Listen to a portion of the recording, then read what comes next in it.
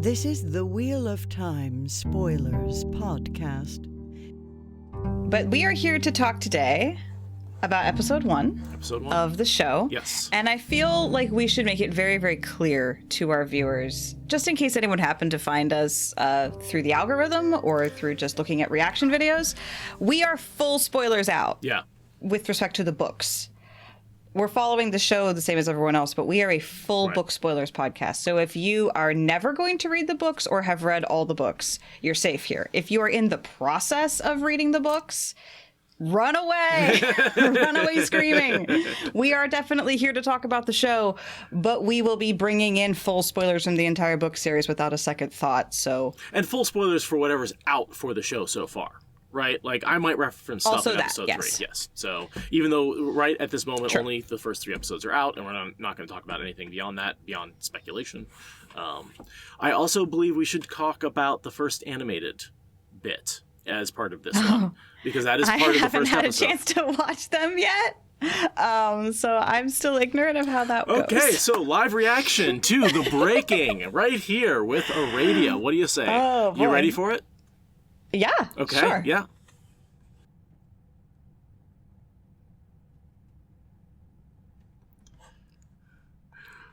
So yeah, first reaction. What do you think? Oh, that's so cool.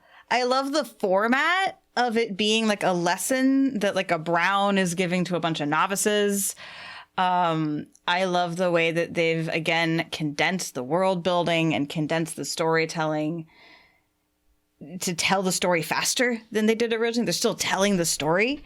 They've got so many pieces, both of the original prologue as well as a few pieces of fan art, as well as real fan art.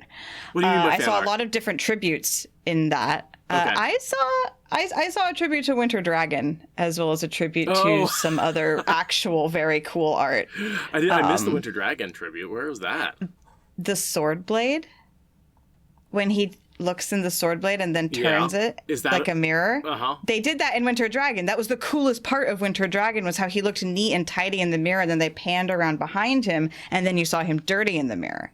Oh, okay. So they employed the same kind of trick, which maybe it isn't a tribute to Winter Dragon. Maybe it's just a cool trick that filmmakers like to use. I choose to see it as a tribute to Winter Dragon. Yeah, definitely. Okay, I'll go with you on that one. Yeah, you can see those eyes just haunting right there. The way he sees himself versus the way he looks. Yeah. And then that picture of him, floating on top of the mountain as he destroys it, there's a piece of art very, very similar to that that I'm sure our Instagram has shared before. And just the whole, it feels like they brought in bits of how the legend exists in this age. Yeah. Oh, nice. Nice. That's clever.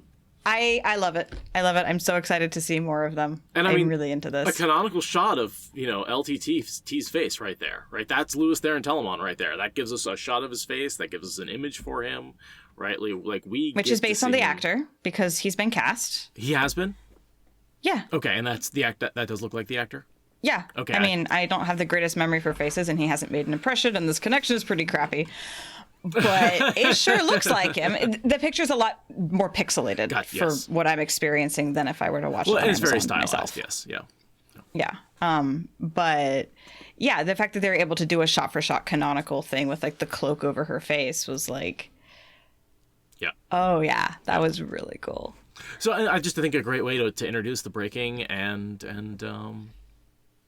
that to the audience, even if we don't necessarily get to see it in the show, like this is canonically now how the show is addressing the breaking and LTT and giving us the history. Now it's through a history lesson, so I guess it's how the Aes Sedai see the breaking. Well, that was another really interesting thing, was that we get a couple of interesting pieces. We get, we have been trying to understand the breaking of the world for 3,000 years. They don't really know what's going on. They aren't giving us as much of the story as we learn it from, the glass columns. And also there's this the entire existence of the tower is for protecting the world from another breaking. The world has barely recovered from the breaking, and it is the entire purpose of All Eyes to Die to do whatever it takes to prevent another breaking. It really Like, venerates that the Red sets up Oddjob. the Eyes to Die's. Yeah, it sets up the Eyes to Die's motivation. It makes the Reds seem like the most Eyes to Die ever Eyes to Dying. It's a very good way to bring the audience into that. Brilliant little extra for them to add. Cool animation too. Yeah, and great shot of Beelzebub that looks like what we've seen in the dreams. Mm-hmm. So it's just, and also now we know what those weird little it looks like a sketch shots are from the trailer. They were sketch. It's like, oh, it just looks like a sketch. Like, what the fuck's up with that? And there was a lot of theories, and now we know it's because they're literally doing sketch animated shorts. Right? There couldn't have been a better way for that to be implemented. No, I think I actually said, like, I remember looking back at the video and, like, remember me squinting in and go, that looks animated. Like, I think there's a line, and I was like, yeah, it was. It was for this. It was absolutely for this. So, loving that stuff. Love this Beelzebub shot. Love the sort of stylized imploding of the desk as the breaking happens. Imploding of the desk? So, she's looking at the map. Let's see, where is it? Oh, yeah, when it all crumbles inward. Yeah, and this little bit here. That was so cool. She's like, and the world broke. And it's like, and then you get the shot. Literally. I don't know what city this is, if this is Paradisen. It probably an Age of Legends city, right? Because it's during the breaking. Oh, it has to be. Yeah. So that's the only real city that I know of off the top of There's my head. a bunch of cities. Yeah. It could be any of them. This isn't the one with the column Dawn. That's for sure. Right. Unless it's behind you. This is a city that got broken. This is a city that fell apart because of the breaking. This is not where the breaking started. Definitely. And then a great shot of Dragon Mount with the lava coming out of the top. And they don't make Dragon Mount as much about LTT. They make it a result of the breaking, but not a result of LTT per se. Again, because they're telling us the story. So we only get what their perspective is of it. They don't know about LTT's final moments. Also, that shot of the hand with the dust, they think that in the original story, the breaking didn't end until the last male channeler died. Now they're saying the breaking didn't end until the last male channeler was gentled. Yeah. That's a very important little piece of propaganda spin to put on that and to make sure that they're all focused on the mission in the same regimented way. I had to ask you, what do you think about that library shot? Gimme. Grabby hands.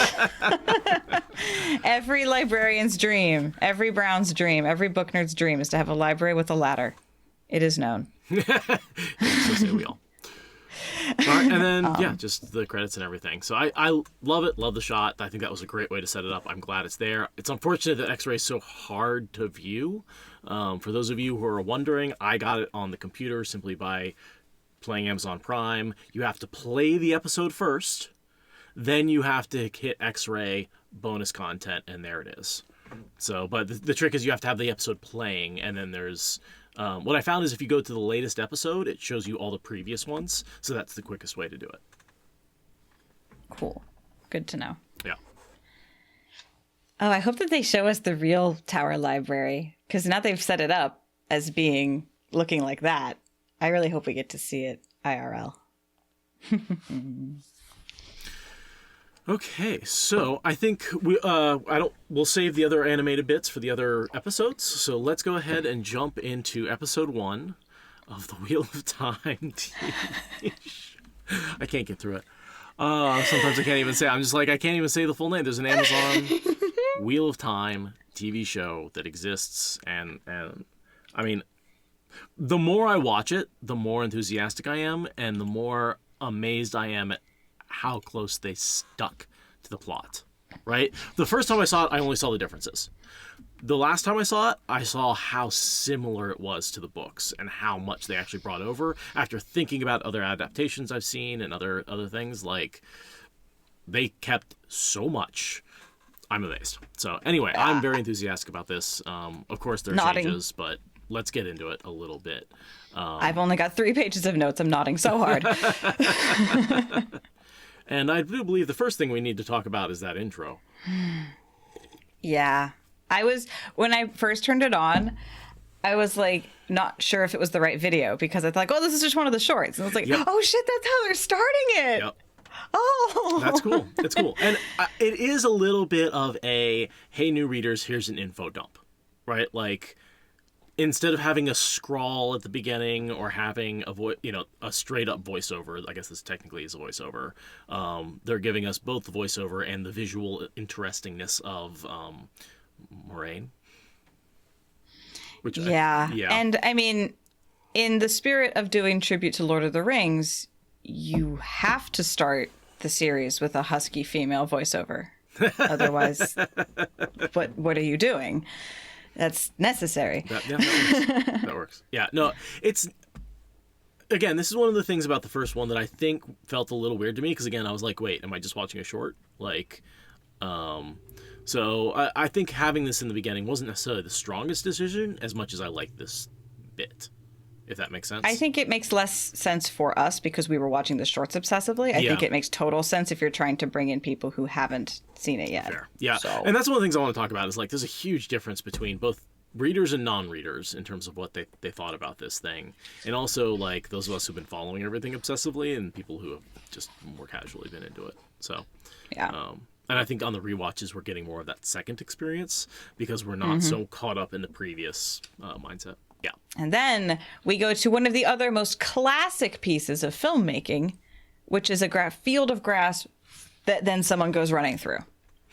How many times have we seen this shot? This is one of the most classic shots ever, and I love that they're just like tropes. There's the grass.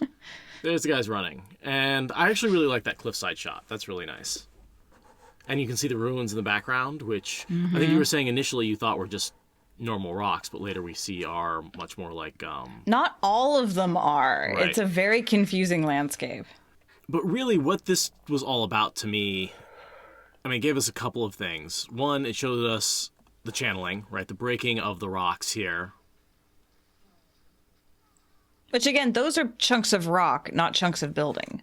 No, those are all true. distinctly chunks of stone. I was paying very close attention, and there is a mix of stone and buildings happening here. You're right. Well, You're right. I mean, we see a whole city made of stone in Shudder Logoth, but whatever. And then the 4 red sisters. Is there 5? I thought there was 5. Yeah. It's Leandrin and 4 others. Well, I'm impressed. I'm impressed. Okay. Leandrin looks fantastic. Love the zealotry. Love the way she approaches everybody. Just her commitment to her cause. And when she says, like, you should thank me, this is a gift, that echoes a lot of what Cadsuane says in book 10. That's one of those things where it's like language from later in the books is being brought forward to illustrate the world here and now. I noticed that. There's a lot of lines from the books, not necessarily in the characters' mouths who say them. For example, the Wars line from Tom is said by... Marin. Alvier, absolutely. Yeah, I'm loving that, bringing all of RJ's creative genius closer up to the front. Compressing. Totally. I love it. And then the big reveal here is that the guy he's with is insane imagining. He's an LTT figure. Yeah. This is foreshadowing for Rand big time, right? Like, also maybe suggests how we're gonna have LTT. Like, every man's madness is different, so this might not be how we do LTT, but this might be how we do LTT. I mean, it's sort of how I imagined it, and I've talked about this before, but like Harvey from Farscape, there's a few other characters like that, where either like you flash into a mindscape where you're in your own head and it's 2 people talking in like an imaginary room, or you have the voiceover, or you just have that person walking around and there's only one person who can see them. And you can do various levels of that depending on how insane Rand is at the time. Yeah, totally. But yeah, this guy is giving us our view of what it looks like to be a man who's mad and channeling. Yeah. It's just... Let's open up with that. And the Wheel of Time, like, on screen. I can't. I'm having trouble processing that sometimes too, yeah. It also gives the idea that there's a lot more common necessarily. Like these reds, like they got him, and now they're going to go get Logain, and like it's oh yeah, we just got one on the way. Like it seems like men who can channel are a fairly common thing that pop up. Maybe.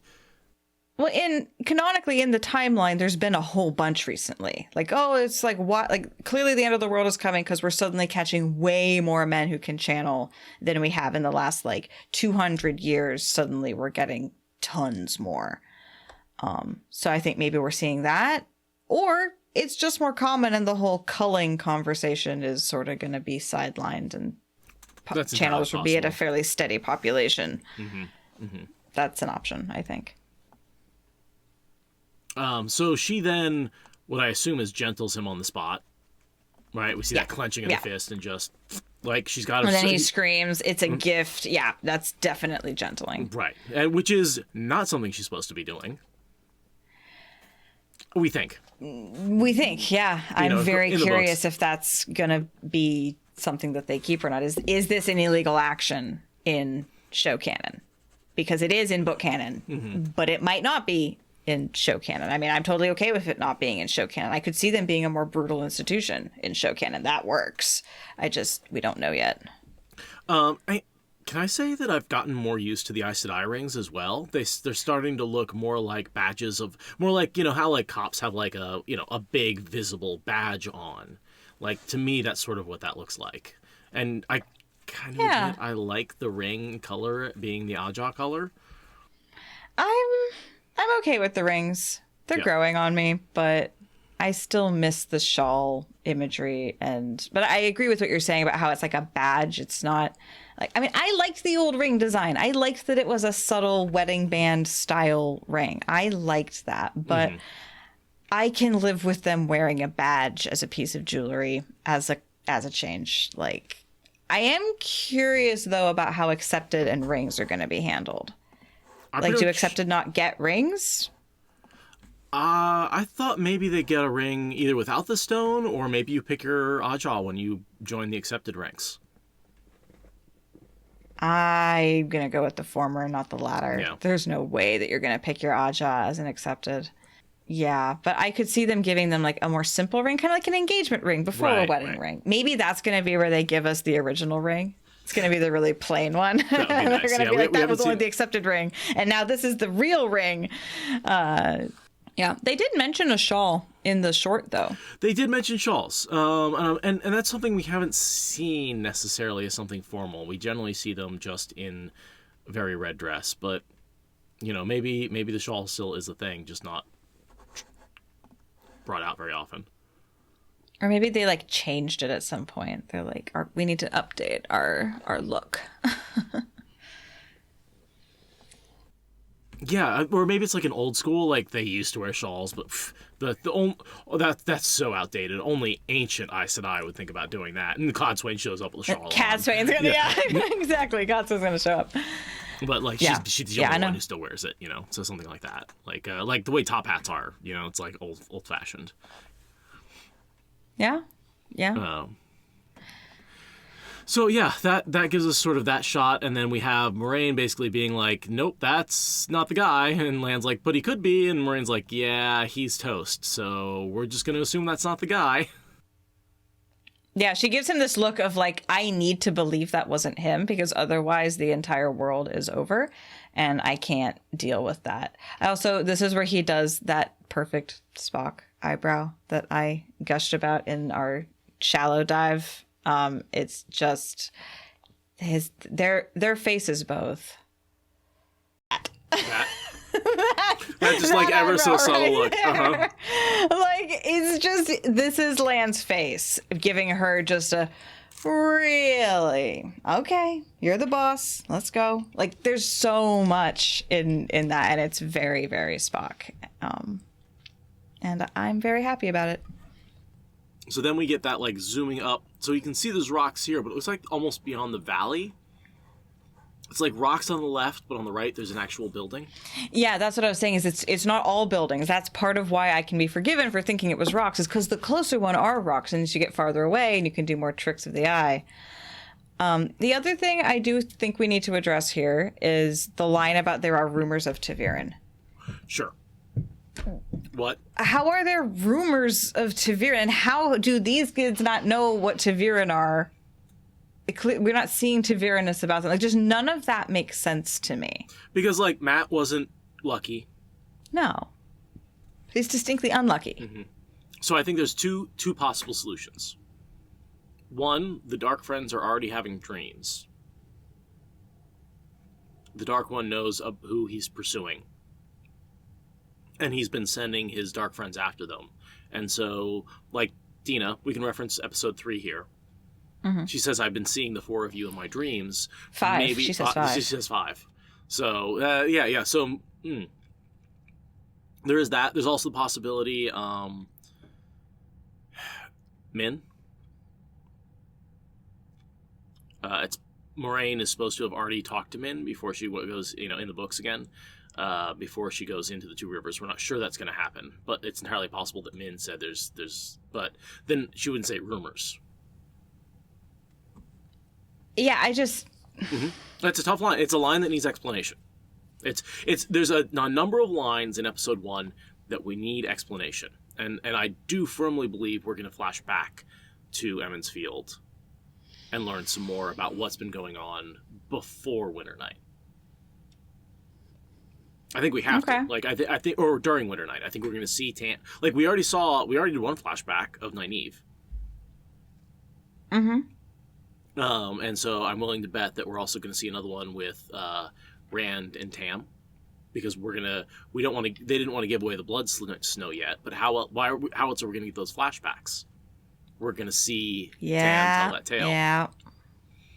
And then we'll be able to reference, like, hey, Rand's actually walking around with that tail in his head. We just didn't know it. We're going to see some more I think we're going to see more Perrin and Lila. I think we're absolutely going to see more flashback of that. It's entirely possible with Egwene and some other stuff. We're going to flash back with Egwene and her testing, right? So I'm more and more convinced that that's not a dream sequence where she gets the colors on her. I'm convinced that's going to be flashback. So, I've got at least 3 flashbacks that I'm convinced are going to happen. So I'm not be surprised if we have 4 or 5 for each of the characters. We've already had 1, and I'm convinced there's 3 more coming. So, yeah, I bet each character gets a flashback in each of the episodes. Okay. We've had Nynaeve's, and I bet we had 1 each.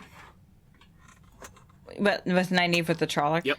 You think that counts as a flashback? Mm-hmm. Like a flash sideways. But, yeah, okay. Well, but no, I mean, It flashes back an entire 5 hours? No. Okay, I guess a few days. Multiple days. A few days. Yeah, I mean, but still, it's not like episodes. A before Winter Night. It's like it's the beginning of episode 3, and we're flashing back to the events of episode 1, which is multiple days earlier. Okay. So, I guess. Yeah, and I think that yes, it's kind of a flash sideways, but we're going to get further and further away from that as we advance in the story. So. Well, I hope we get a better flashback for Nynaeve that actually tells more of her backstory, not just how she dealt with Winter Night. Oh, I'm thinking it's all mostly Winter Night flashbacks. Oh, okay. Yeah. Gotcha. Right. Gives us context, but it's okay. Right. Yeah. So I'd like explanations for why there's rumors of Taviran. Because it just doesn't fit, and there's no explanation. So they're going to need to give us something. Agreed. And I'm agreed that it's possible that they're going to. And that's the only time anyone has said the word Taviran in this entire series so far that I can tell. Mm-hmm. It's like right in the beginning, pre-cut episode 1, and then nothing. Like, from then on, all she's talking about is the Dragon Reborn. One of you might be the Dragon Reborn. No one's saying Taviran. Okay, so onwards to this whole ceremony, which I felt very vindicated about my whole, hair is a big part of culture and family and heritage, and this is a really big deal in the real world, and it's nice to see it represented here. And in the days since the episode, I've heard a lot of people say that this hair representation is really great, and the lecture inside the episode proves that I was on the right track with where I was thinking with that. And it's nice to just see that, no, this is important. And it gives us more context for how Nynaeve's relationship with her braid works. If, Egwene doesn't have her braid and she chooses not to have it, we're getting inside her head now rather than just that sort of random omnipotent bits of world building. It's actually being spelled out in a way that's very believable.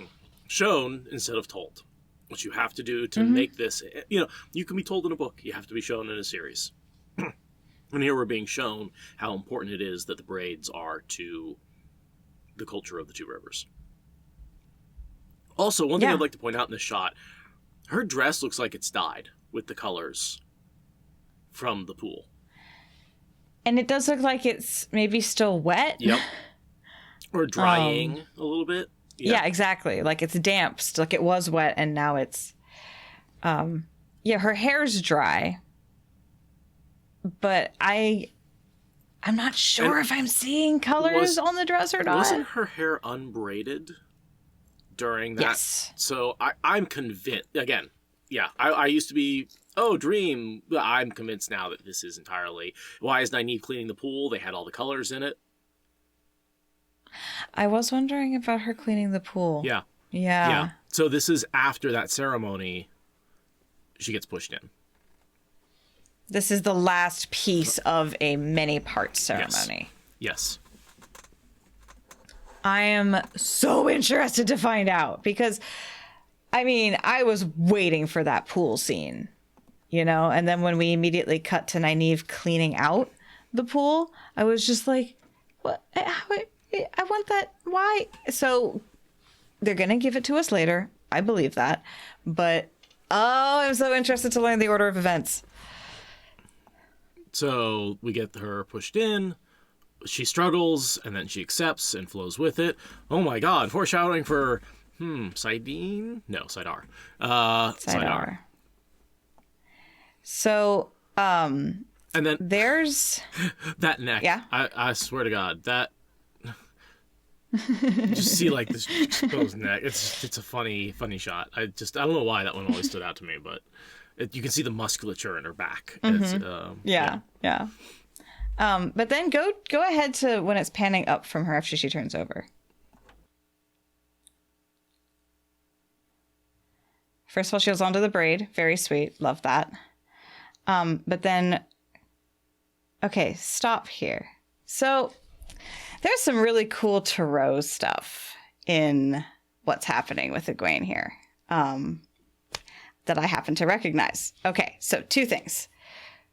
She's very much going on a hero's journey kind of thing. She's being positioned as the hero in the hero's journey, Joseph Campbell. And at first, she is thrown off a cliff.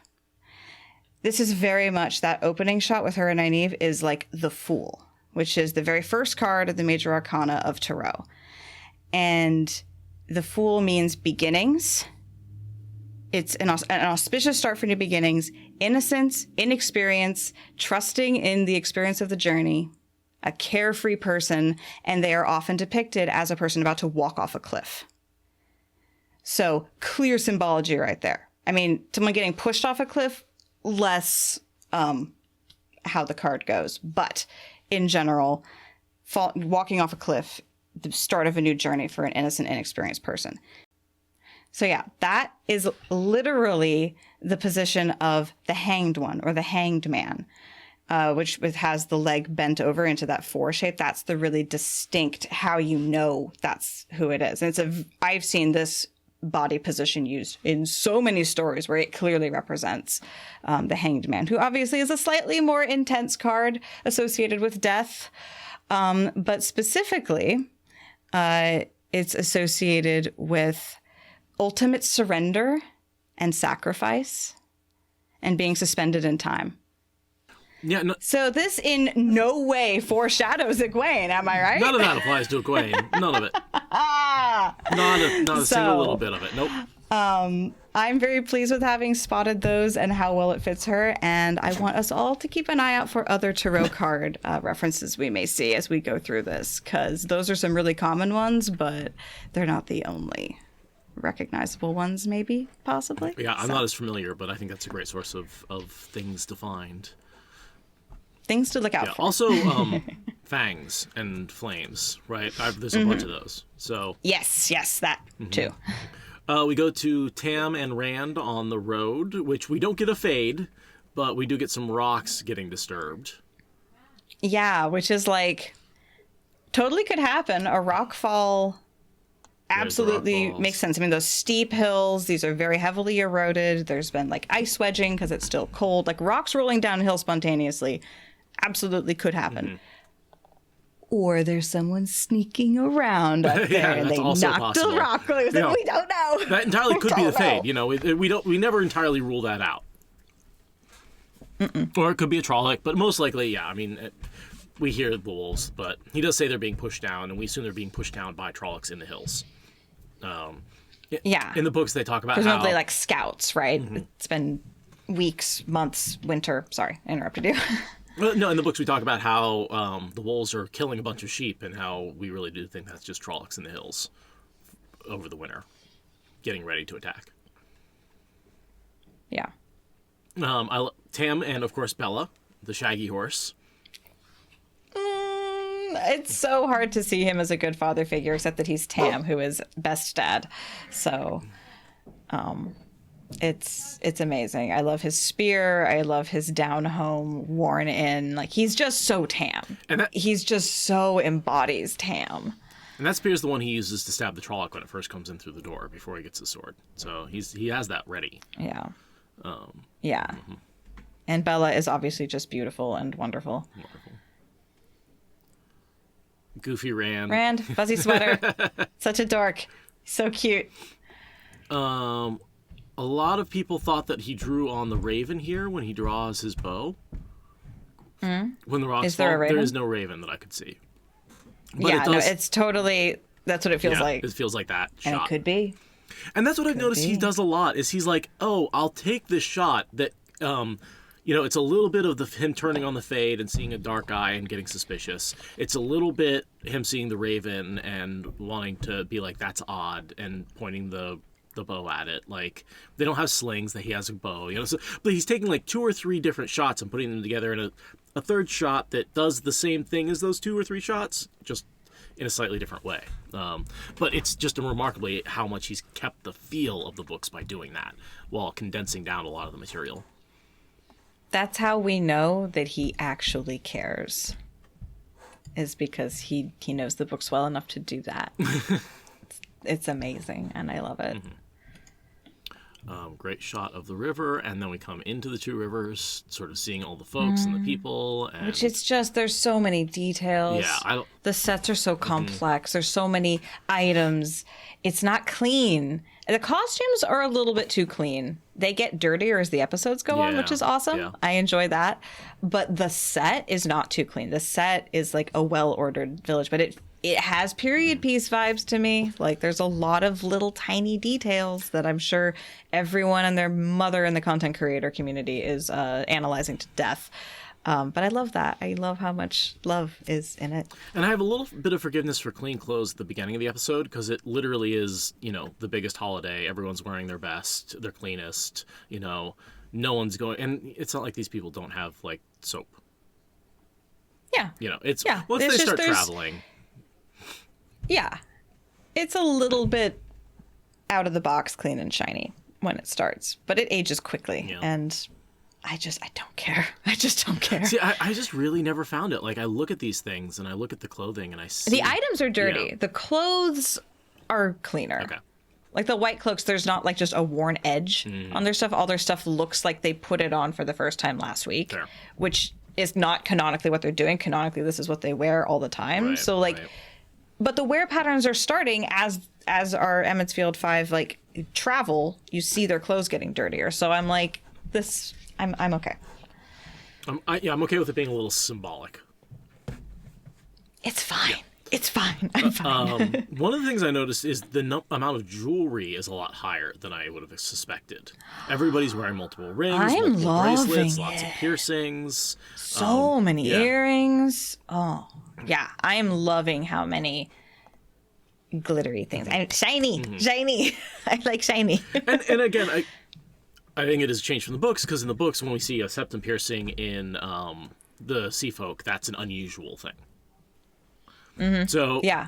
Which it's nice bringing the concept of tattoos and piercings being like less exotic and like really de-exotifying. Like that's a good move. It is, because, and again, in the 90s when the books were written, tattoos and piercings made the sea folk more exotic. Now it's like, yeah, me and everybody and my bartender and everybody I know has tattoos and piercings. That's more common in a way for people to express themselves. So I feel like that's very much modernizing the books into just the current era of like, yeah, nose rings don't make you exotic. Sorry, it just makes you a person who likes nose rings. Yeah, totally. I'm loving it. Bum, bum, bum, bum, bum. No. Shush. Shush. Matt's great dice roll there. Love that. Excellent dice roll. Yeah. 6. Yeah. I wonder if that's a 666 reference. Rolling 6. I mean, why not? Yeah, whatever. But it's obviously just a terrible roll, right? Like, out of 4 times 6, you could get a 24, and he got a 6. Like, that's about as low as you can get. Yeah, it's a very, very low roll. And not even being all ones, which might mean something, right? Yeah. So we do a good job. That sets up his character as someone who's losing money. Let's talk about Matt's backstory change here. Okay. Because this is where they really bring up the gambler, right? This is the guy who is trying to make money desperately and failing because his family's broke, he's not lucky in any way, shape, or form, which again is not necessarily the case in the books. He is a little bit lucky beforehand. Yeah, that was something I noticed is he's not a little extra lucky in this, which is fine. I'm fine with that. So there's so much to unpack with the whole Matt thing. I like that we start out with seeing him gambling. Yep. I like that's going to be his thing, just in case you were confused. But the part where he's doing it, first of all, we're seeing a lot more coin in the Two Rivers than is canonically in the books. Generally, the Two Rivers is less isolated. I'm noticing they've got a lot more rumors. Like Perrin's the one that has the rumor about the wars in Gildan. They have coin. There's just a lot. The isolation is less, which is than more it was in the books. Reasonable. I always felt like the isolation was a little unreasonable in the books when they go from completely isolated to a major metropolitan center just like overnight. Like, yeah, this balances it out better. This is a place that it prides itself on how isolated it can be, but it's not truly isolated. They get war refugees every time there's a war, according to Marin. So that whole thing that happens in book 4, where it's like, ooh, styles from elsewhere, wow, like that's not going to happen in quite the same way. Yeah, it never rang true to me that Two Rivers Tabak was such a popular item, and yet Two Rivers never had any interaction with the outside world. Like, both of those things seem to not necessarily always work. And again, I always chalk that up to an eye of the worldism, and sure. That my favorite thing is that we have a chance here to correct some of the eye of the worldisms, and that right there is one of them, right? Also, Matt not being canonically lucky before he leaves the Two Rivers and becomes Severin, or before the dagger gives him his luck, or whatever. Let's identify what actually gives him the luck and have that give him the luck, instead of this weird amalgam of different sources that maybe it's Lanfear with the Terangrial, maybe it's the dagger, maybe it's Severin, maybe it's all three. I'd love to see more clarification on where his luck comes from. Yeah, totally.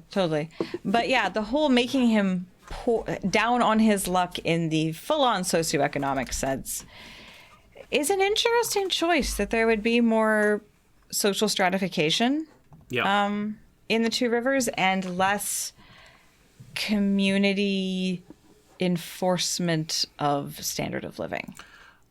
I feel like this wouldn't have happened in the book's version of the Two Rivers. The family wouldn't have been allowed to be quite that much in squalor, no matter what the problems at home were. Book Two Rivers is a little more shire. Yeah. This is a little more actual medieval town with not everybody's doing great. Yeah. And Yeah, like I said, and it feels more at home. You know, the Two Rivers always felt like this special, weird place that doesn't match all the other realistic places where there is poverty, where there is crime. It's like, oh, well, this is a special place where our Taviran come from, and they got raised differently because it's a different place that is almost a little isolated magic kingdom in and of itself. Yeah, this is more real. Yeah. This makes our heroes more relatable. Which is nice, but it is sad to see the Two Rivers having this kind of dysfunctional family just existing in plain sight and no one taking care of them. It feels a little out of place. I would disagree, though. We always had the Coplans and the Congers, right? We just sort of They're just reputable. Yeah. They're not in distress, and we see them here being very boisterous and rowdy. Like, they're the rednecks that have like cheap beer and loud motorized toys. Mm-hmm. They're fun, they're loud, they're a lot, and maybe they don't have the same standards as you, but they're not hurting in the same way that Matt's family clearly is. But at the same time, clearly Matt's family's problems have to do as much with emotions and pride and marital problems rather than resources per se. Right.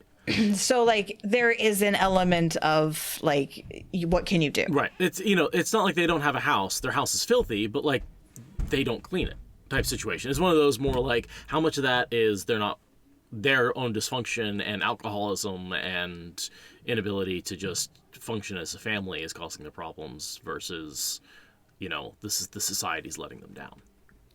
Right. Yeah. And they're very proud people. I mean, we see that with Matt. He does take the money eventually when Rand and Perrin give it to him.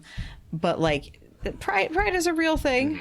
And I mean, I hate to say that I like this change because it's terrible. It's sad. But I like the realism of it because this is a very real human story that people come from intensely abusive and traumatic and poverty-stricken environments and have to make really difficult decisions and have to deal with that trauma. And, like, that's an extremely normal story across the human experience. And heroes in fantasy stories usually have much more shiny upbringings. Or, I mean, you've got like Aladdin, you know, where he lives on the street, but more often it's more privileged people. So there's some rags to riches, yeah. But I'm glad we don't just have thing 1, thing 2, and thing 3 leaving the Two Rivers, right? Like, the books, there are very little differentiating the three boys. It's once they leave that they really become differentiated, other than the stereotypes of blacksmith, trickster, and, you know, protagonist. Archer. Yeah. Yeah. And Jesus. Right. Yeah, but yeah, so I'm interested to see if they continue to handle that with the sensitivity it deserves, given that that is a real lived experience for people, and we don't just go with poverty porn for the sake of sparkles. Like, let's actually have a thoughtful discussion about how that trauma affects him and that guilt goes with him. And I think they're likely to do that because there's a few problematic things in this series so far, but overall it's very sensitive. So, and also like how he's picked up the dagger and seen that as valuable. Yeah, I mean, now that we've seen how crappy his home is, a ruby the size of a ruby that's expensive enough to buy a farm makes a lot more sense as a metric of success. And can I just say, as a former potter, those mugs are fan-fucking-tastic. Well constructed, lots of volume, big handles. Ugh, love those mugs. Love those mugs. I always look for mugs in fantasy adaptations. So yeah, he gambles with them one more time. That's a really cool... Yeah, that's a cool thing to look for. Yeah. He gambles one more time, loses, and then he goes off to steal that bracelet from the girl he was talking to. Which... Is now a good time to go on a rant about how colorism is in the show, or is it too soon? Go for it, yeah. If you want to bring it up now, go for it, yeah. So... Side tangent, discourse. I've been avoiding the discourse as it exists in the world for the most part. I really don't want to be part of the echo chamber. I want to have my own opinions about the show. So I'm avoiding the discourse as much as I humanly can. I'm avoiding all my friends' reaction videos. I'm trying to give you guys the purest me and Seth reaction that I can. See, I'm definitely immersing myself in the filth and filtering and finding what I can, and then trying to just bring the positive things and the catches and the interesting things to the screen that I can. Cool. Well, I'm not. I'm glad you're doing that. I don't have the emotional fortitude to wade through all that bullshit. And I don't want to sound like the echo chamber. I want to be pure, so to speak. With the exception of when Black and brown people talk about colorism showing up in the casting. That is a piece of discourse I am keeping up on, because I clearly do not have that experience. And so basically, I guess, should I explain what colorism is? Do I need to do that? Can I assume yes. Okay. So colorism is a manifestation of white supremacy that exists within the non-white part of the population, the global majority, the population of global majority. Basically, it is that lighter is better and darker is worse. So you have it's not just white versus black, it is lighter black versus darker black. That pattern persists the whole way down. So you're basically saying that, like, America does racism the same way it does everything else. We take the extreme version of it, but the whole world sees it on the spectrum, but it's still racism in both places. I mean, it exists here in all of its nuance, and it exists in the world in all of its extremism. But I actually did an exercise once at university. I went to it was an extracurricular thing, but it was while I was there. And they had us do like the invisible knapsack checklist and then sort ourselves by how many checks we had. And we were perfectly arrayed along a color spectrum, a color ramp. Like, we were perfectly sorted, like 50 people, I think, and a lot of people of color for Corvallis, where I was. Very white town, but there was a lot of people of color there, and Black people. And we were perfectly arrayed along a color ramp when we did the 27-point checklist exercise. So that is colorism in a nutshell, is that racism gets worse the darker you are. And one of the places that this manifests that is really, really common is in film, specifically in casting. Mm-hmm. So there was a comment that I read, I think on Twitter, from a Black person or a mixed race person who said, my dad, who is white, can look at the cast and see, morally gray character, excellent father figure, probably the savior. Me, a mixed race person, can look at the cast and see, fiery apprentice, dedicated apprentice, fiery teacher, badass warrior. My mom, who is very dark and Black, can see a nameless woman who gets stolen from, a disreputable traitor, and a sadistic inquisitor. And that commenter and other commenters I've read have said it's early in the season. There's a lot of diversity in the cast. There is time for this to balance out and not seem as racist as it looks as we go through the series. And the huge amount of diversity in the casting is wonderful, and we love that. But it's a little frustrating that the extremely dark characters are in extremely not great roles so far. That's an issue that we should all just be cognizant of as we enjoy the series and its casting, and just think about it and listen to people who are Black and brown when they talk about this, and do not fucking tell them what their experience is. Pro tip, don't do that. Just listen. The one hole I'm glad they haven't fallen into is the magic black man coming up and solving all your problems yet. But, that's definitely a hole I've seen other fantasy fall into. That's a very, yes, very the magical black friend is a real problem, and I'm honestly kind of worried that Loyal's going to do that. Yep. Loyal might be the good one and the magical black friend all rolled into one. That would not make me happy at all. I don't think that would make a lot of other people happy. But yeah, we are so far not going there. And I totally had another point I was going to bring up just now, and then I forgot it, because this is a really intense topic to digest and to talk about. But it'll come up more. Oh, that was the thing. One of the commenters pointed out that there was actually an upgrade with Pod Unfane. He was originally an anti-Jewish trope. Yeah. Coming into town as a peddler with a big hooked nose and a reputation for being cutthroat and penny pinching. Yeah. That's.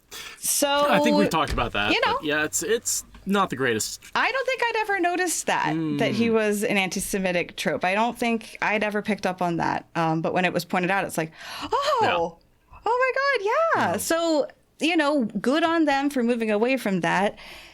And I love the performances of Fane and Valda. Like, those actors nailing Absolutely. it. I don't have a problem with that. Which is, again, where, like, maybe as the casting continues, we end up seeing that the larger pattern is not that. It just happens to be the way it was introduced in the first 3 episodes, which is, but we can live if that's just the beginning.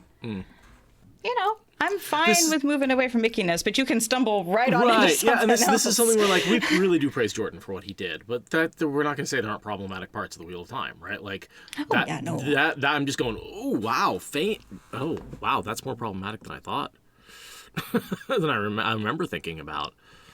Okay, anyway. Yeah, which is why it's good for us to participate in the discourse to a certain extent. Also, to veer us back into more happy territory, Please. I'm a little sad they've used this actress already because she's basically how I imagine Tuon, minus the hair. So I'm a little sad that they've already used her on this role because now she can't be Tuon. But there's the goofy smile. Egwene comes in. As everyone claps because apparently everyone knows it's her that's day. what's happening. Yeah, that's like.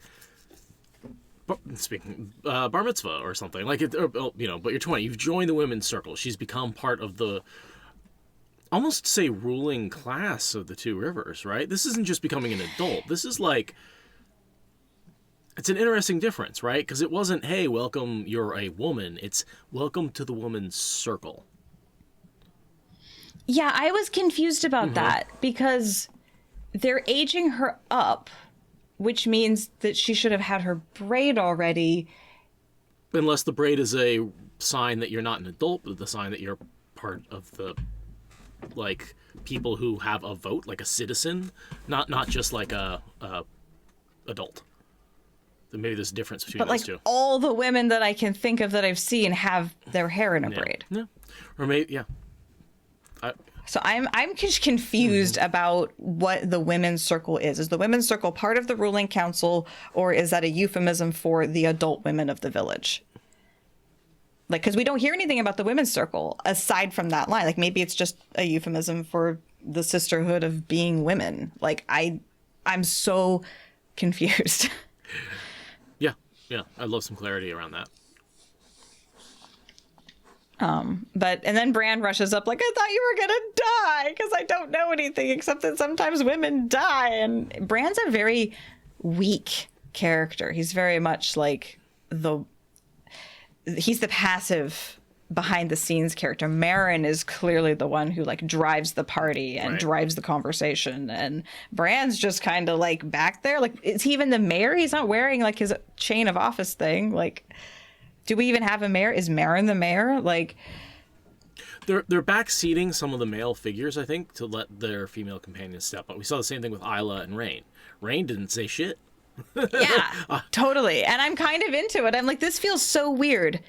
I love having this patriarchy supremacy all up in my head such that this seems weird to me. I love knowing that I'm programmed. Right. This is and great. It's just like, let's just give the women let's have the women greet people. Let's have them step up first. Let's have them, greet the person when they come in, and have the men sort of be like, oh yes, welcome as well.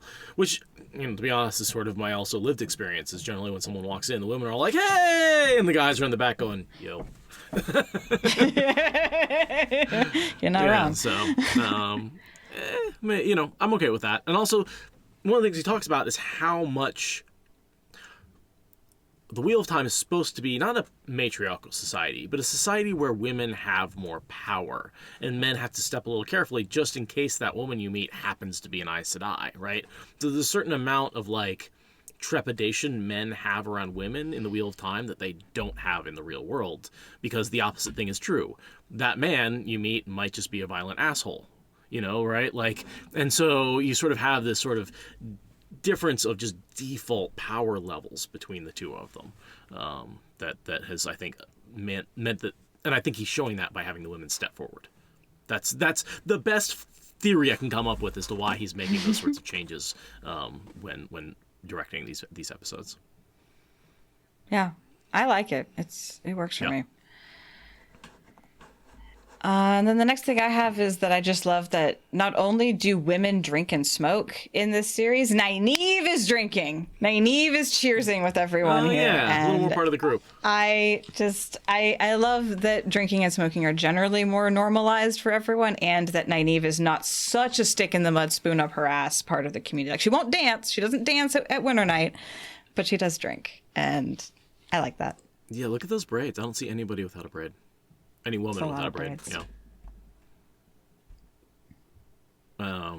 Great overhead shot. You can sort of get an idea of how big the downtown is. Which is not much more than, most of the farms are further out. And so, time has passed. And then the scene that we've all seen. Yeah, and then the scene, which was broken down a little bit, but yeah, we've gone through this a bunch of times. One thing I noticed, all of our badass characters are introduced with boots first.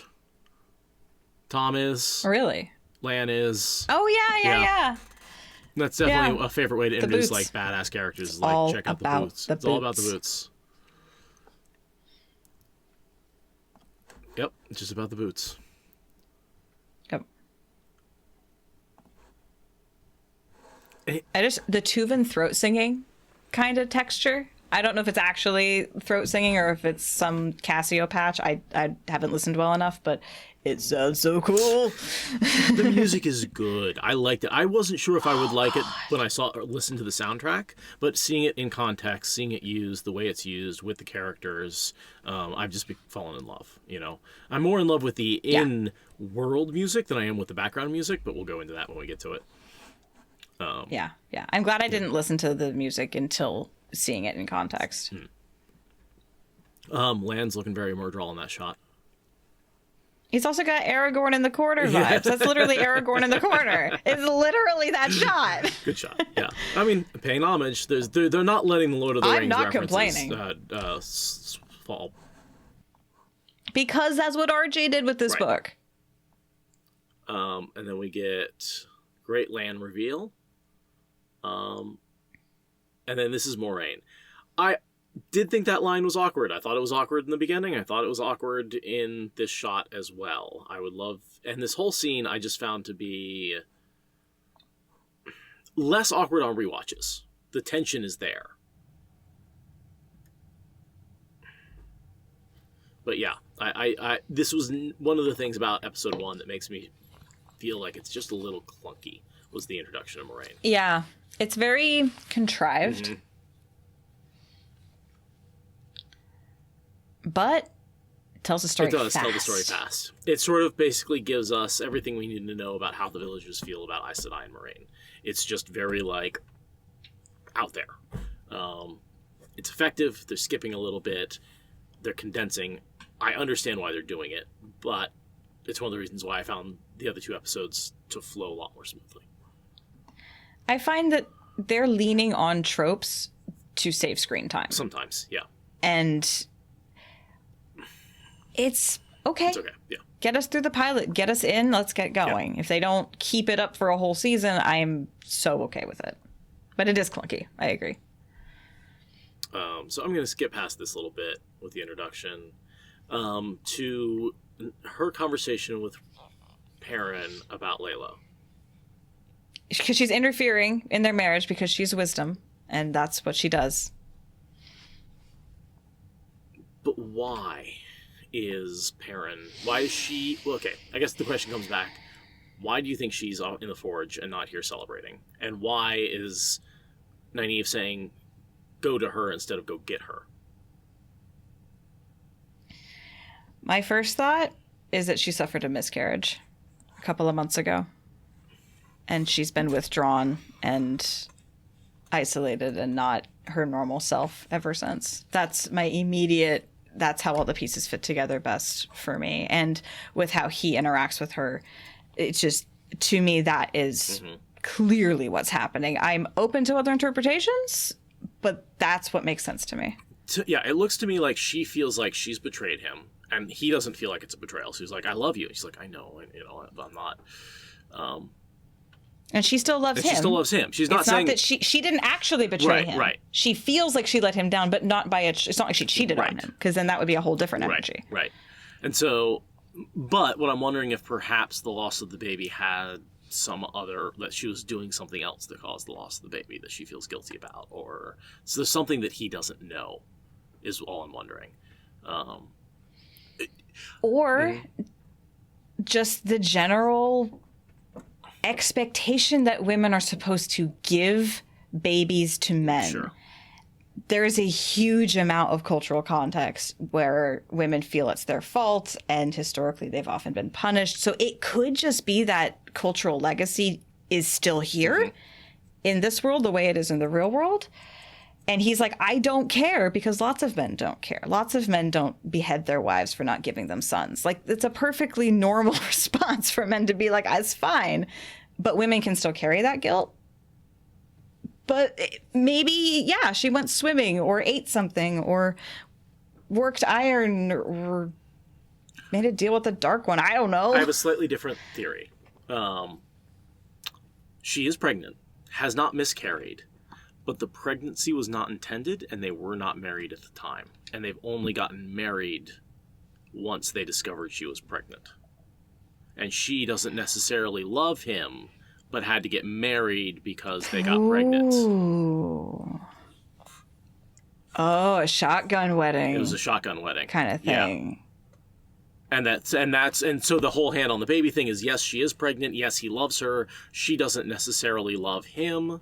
And he knows that, but he's there to support her and protect her and make sure that she and the baby are raised correctly. That ties it together really, really well.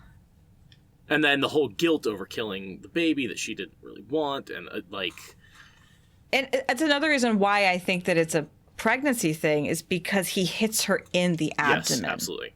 And that cannot be an accident, and which gives I mean, us a little an axe. Okay. Shut up. Also, that just made me realize that if we're right about this means that we had a red wedding moment in like the first episode of our show. So fuck you, Game of Thrones stands.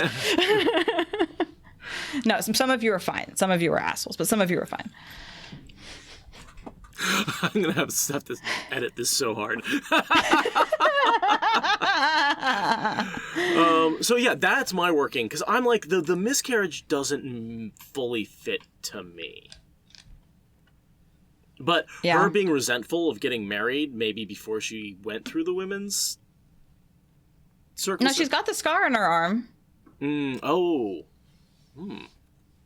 Is that... Yeah, she's the person who made me wonder if the scarring is part of the overall ceremony rather than just an accident of Egwene's experience. Because she has many burns and scars on her arms because she's a blacksmith. Right, I assumed that was a blacksmithing thing, not a ceremony thing. It happens to look exactly like the one Egwene's got, so... But... And I'm not saying that, like, Perrin deliberately, like, hit her in the stomach or anything ridiculous. I just... The visual impact of that is, like, this has to be a pregnancy-related issue in their marriage. Right. Whether it's... she hasn't been able to hold a pregnancy, or they got drunk and fooled around and now they're married. Whatever it is, it's something to do with pregnancy, like the body language and everything. It's just, and I can totally see it being that she is pregnant. I could see that. So where's that scar? Also, she's hot as fuck. Oh, yeah, absolutely. The muscles. That. And the amount of earrings. The earrings are definitely the most memorable part. The muscles as well, and the shoulders. Just, yeah. Notice how her jerkin has the same sort of attachment that Perrin's does here over the shoulder. It's got that, like, metal vest attachment. Yeah. Right? That, to me, is not a miscarriage belly. That is a currently pregnant belly. Yeah, well, it could be that she's miscarried several times in their marriage already, and there's a lot of fear around she's going to lose this one, and she feels she has to do it, and like there's a lot of ways that miscarriage could still fit into her being pregnant currently. I really want to get backstory. I don't want this to all be speculation. And then she does lean back on him, so it's like... But he's security, not necessarily...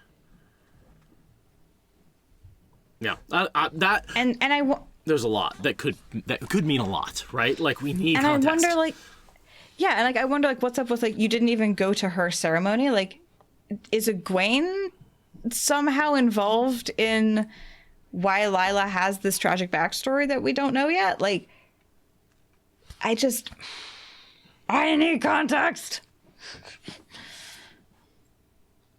Yeah, it's so interesting. Yeah, but yeah. Big hot lesbian blacksmith vibes. Yeah, definitely. For sure. Which, I mean, maybe she was the one crushing on Egwene. Yeah, maybe.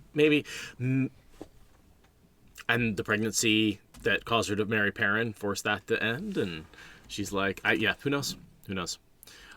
If we don't get backstory, like, that's not going to end well. So Perrin shows up, and we get the other big backstory change. And honestly, I think that's part of the reason why it was so hard to hit, is we got these 2 backstory changes, boom, boom, one right after the other. And those are the 2 biggies, right? Perrin has a wife, and, I mean, the fridging, and then, Matt's parents are not great. Dysfunctional and unhappy. And also, did it seem like the girls are not Matt's full siblings? Do I just not know how children are supposed to work? Because they seemed like they don't look like they're related to him at all. That's because she says you're going to be just like your father. So both his parents are his parents. And if they're both still around, how would these children... I mean, I guess if the mother cheated, but like they... That's what I'm thinking, is that she cheated one time and now he just flirts with anything in a skirt. And I'm guessing there's layers on layers. And I'm just wondering if the twins, if they look like twins, are the result of the one time she cheated. I don't know how children work. Casting is complicated. I actually don't necessarily think they're twins. I think this one in the front is younger than the one in the back, who's a year or two older. And I think that they're all related to Matt. I think they're all his sisters. They do, however, light a candle on the ceremony to bring back someone from the dead. So there's some wondering if maybe there's a middle sister or middle child that was between, because there is a big age gap, that between them there was somebody who did end up dying. So I've seen speculation about that. And that's the kind of thing that could drive a couple apart. That's a classic thing that drives a couple apart in stories like this, is the tragic loss of a child. And yeah, I was like, the fact that they all light a candle is like, who died? So yeah, that would plug the age gap. That makes a lot of sense. Which does mean that he doesn't have a sister going to the White Tower in the course of the series. That's been eliminated. Clearly there isn't one of the right age. Yeah. But taking care of a drunk parent. Taking care of it's so heartbreaking. Hard, yeah. It's a really rough, like, that's a lived experience for a lot of people. And it was for my mother. I know she did this for her mother. Like, same. Yeah. My mom had to do this for her mom. So it's like we speak from experience when we say we know this is hard. And it seemed, from my generationally distant perspective, this is a pretty sympathetic take on it. Like, this just sucks. This isn't a moral failing. This is just a shitty situation. Well, in our grandparents' generation, there were a lot of housewives who were very bored and turned to alcoholism, and like that became a thing that a lot of people of that generation suffered from. Or suffered a loss and turned to alcoholism. And because back then it wasn't really considered a disease. Drinking during the day was fine and normalized, right? So, yeah, that's why I think like drinking as a way to cope was like culture. I think our grandparents' generation really did suffer from just way more alcoholism than we realized. Also, they didn't have any other drugs, which we do.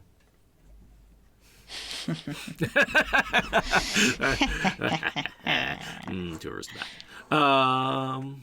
So yeah, that sucks. More about. I also like that it gives us a little more reason for Matt to be complicated. Yep. And to be such a class clown on the outside and all that. Like, his backstory has always been remarkably bland for the personality traits he has. Sure. So this honestly makes him make more sense. Also, I think it explains a lot about his relationship with Oliver later. Oh, yes. So, assuming that they don't cut him, which they better not. No. He's very important. But he's like 5th season character. Oh yeah, the actor probably hasn't even been born yet. No, he's probably been born. Yeah. He's probably very young. This scene, there's a lot of cool stuff in this scene. Because this is them cleaning up afterwards. Yep. And her basically saying, you two need to talk, get together and finish up cleaning, and also go ahead and bang it out while you're at it. Yeah, the parents are all just like, clearly there's some tension you need to release. We're gonna go. I love that they're all just like, clearly you two need some alone time. Well, because they've all watched them not talk all night, right? Like, everybody's watching All the Egwene. parents are in the corner like, Yeah. they're not talking. They're not talking. What's going on? So like something needs to happen here, clearly. And they do talk. She tries to tell him about Nynaeve, but then he seduces her with the strawberry. Yeah, the kissing and the strawberry. Yeah. This whole sequence is beautiful and heartbreaking. Yeah. All at once, because he knows in this scene that she's chosen. Not Like yet. as soon as she says, no, he does. You watch the body language, he knows, because he says later that he knows. I don't, because he doesn't know yet that she's been asked. Yeah, okay, hear me out. Yeah. He says, how was the ceremony? Was it good or bad? Yeah. And when she says good, he's disappointed. He knows that he's losing her, which is when she goes to start telling him about stuff. He's like, nope, I need a goodbye fuck. I need one more time before you tell me, before everything changes. I see it completely differently. I don't think he has an idea until because not until Nynaeve says. No, he doesn't know what she's going to leave him for, but he can tell that this is the beginning of her drifting away. Maybe. Yes. Yes. Yeah. Everyone in chat is wrong. Chad is agreeing with me, not you. So, yeah, I think he's. I'm having a really hard time keeping up with chat, but I can tell you all you were wrong right now. I think he's completely oblivious until later, because Rand being oblivious is always a safe bet. That is a fair argument. I love the way this is going to set up their conflict later. Like having them be truly in love, truly together, truly thinking they're going to be a couple, as opposed to just being promised. And having physical intimacy rather than the tension of unresolved physical intimacy makes the relationship way more believable.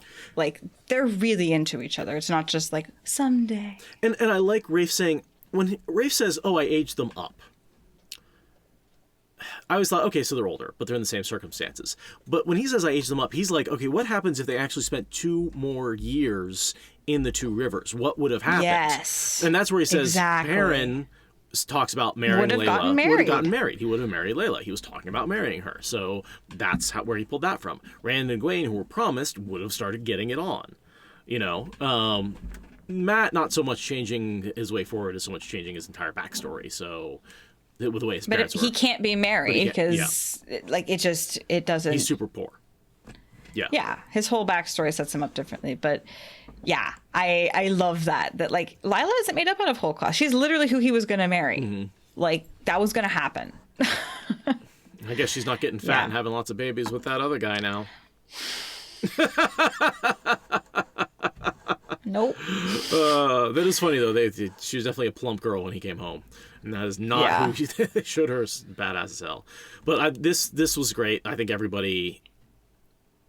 think this was wonderful to finally see them together. Like, it was so sweet. So sweet. Even though we know it's and their chemistry is so good. Oh, great. Like, the acting is amazing. The strawberry thing, adorable. Like, and the lighting in all of this is just spectacular Renaissance painting. Right. Yes. That's it. That's okay. I'm going nuts here because that's the aesthetic. Everyone's like, it's too clean. I'm like, but it's and everyone's like, well, it's a Renaissance period. I'm like, it's not really a Renaissance period, but it's a Renaissance painting.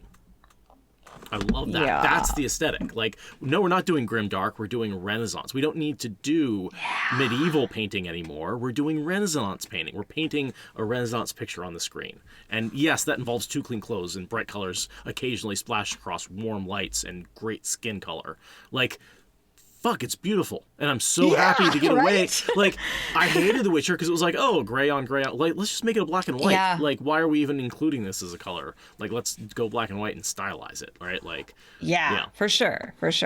And the other aspect of aging them up is that they're more sexually active because guess what happens by the time most people have turned 20?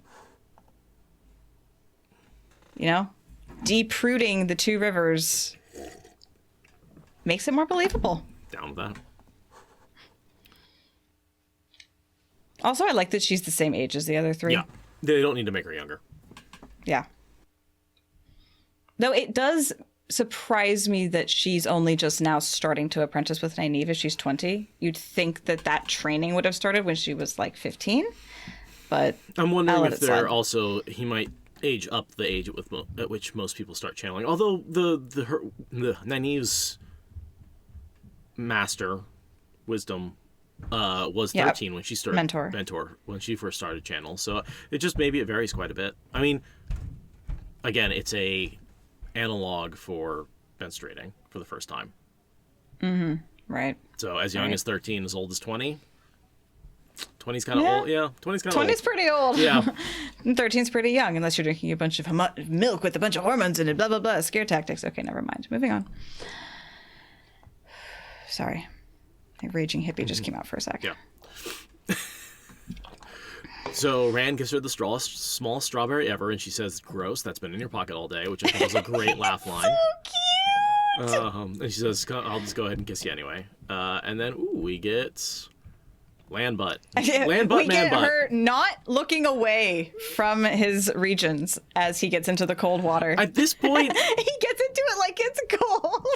I think it's warm. It's just not... I know, but his body language is like... Yeah. He's like a cat. He's just got this like wrinkled cat face. Like, it's not warm enough.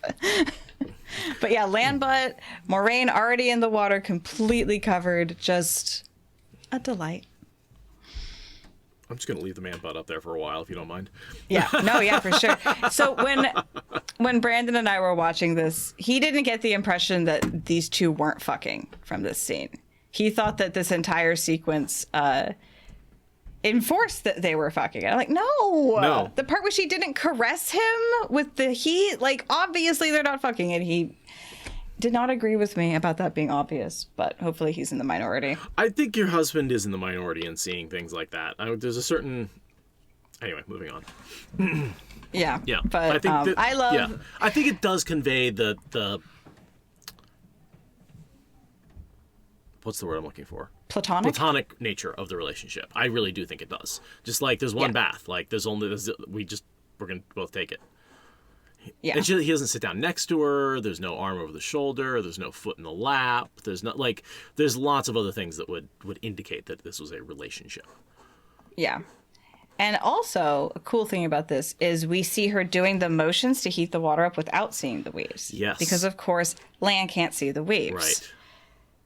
He can anticipate them, but he can't see them. But it could be warmer. He sits down just a little disappointed. Yeah, so here is the weaves, right? We see steam coming up, which looks very vaguely weave-like. We see the effects. And then there's a sound effect to let us know that it's happening, even though I'm sure it doesn't actually make a sound. And then the hot tub arms. Yeah. I actually need some cooling going on. Yeah. Love that. I like also that he cares about physical comfort when it's allowed. Yeah, he doesn't have to be hard. Yeah. And then post-coital with Rand. I love also that, like, we flash to a platonic naked scene while Rand and Egwene are getting it on, and then we flash back to them post-coital. There's a great symmetry there. Yeah. And everyone called this as post-sex, and shockingly, yes, it is. Yeah. We were right, because we're adults. I really thought it was Faldara. I was wrong about that. Yeah, we were very debating where this was. You were like, no, it's the end. It's still got the windows. I was like, that doesn't make any sense. But I didn't realize just how intimate they were in the beginning. Which was a fair question. Yeah. We didn't know. Some Rand shirt off. I'm sure we'll get more shots of that as the season goes on. We'd better. I love the lighting in this shot. Yeah, this was the one that was really just blowing my mind with the color composition across their faces. And it's the whole series so far, but this scene just captures what's amazing about that whole quality. So she tells him about Nynaeve. He gets upset and storms off, and then she's left. And it's an interesting timeline thing here. So he says, I'm going to go home. He stomps out into a pouring down rainstorm and somehow doesn't meet the fade. The next morning, when Egwene comes out, his dad is there. Tam is there in the village and says he left before I woke up. So it's like there's a place where like they were actually staying in town overnight. And like Tam stayed in the village overnight. I assumed he stayed in the inn. Why wouldn't they stay in the inn? Oh, in the inn. Upstairs. Of course. Yeah. Okay. Catherine K says he thinks he had to go to bed, not home. Let's see. I should go home to bed. Go home to bed. I go up think he to said bed? go up to bed. Okay. So let's... A few other things about this scene. Why are Wisdoms banned from being married? That's made it more ironclad than it was in the books. Yes. And I don't appreciate that. I mean, I get it for a world building perspective, but I don't like it. And I also love that they changed, instead of trying to use the word children, like that's a normal fucking word, which is stupid and old, they just said kids. The real world swears and the modernizing of some little bits of language, mom, dad, and kids, instead of mother, father, children. I like it. It makes it easier for me to immerse myself in the fantasy with them not using like old styles of speaking. And I feel like that takes away some of the campiness Yeah. that like being in a medieval world inevitably creates.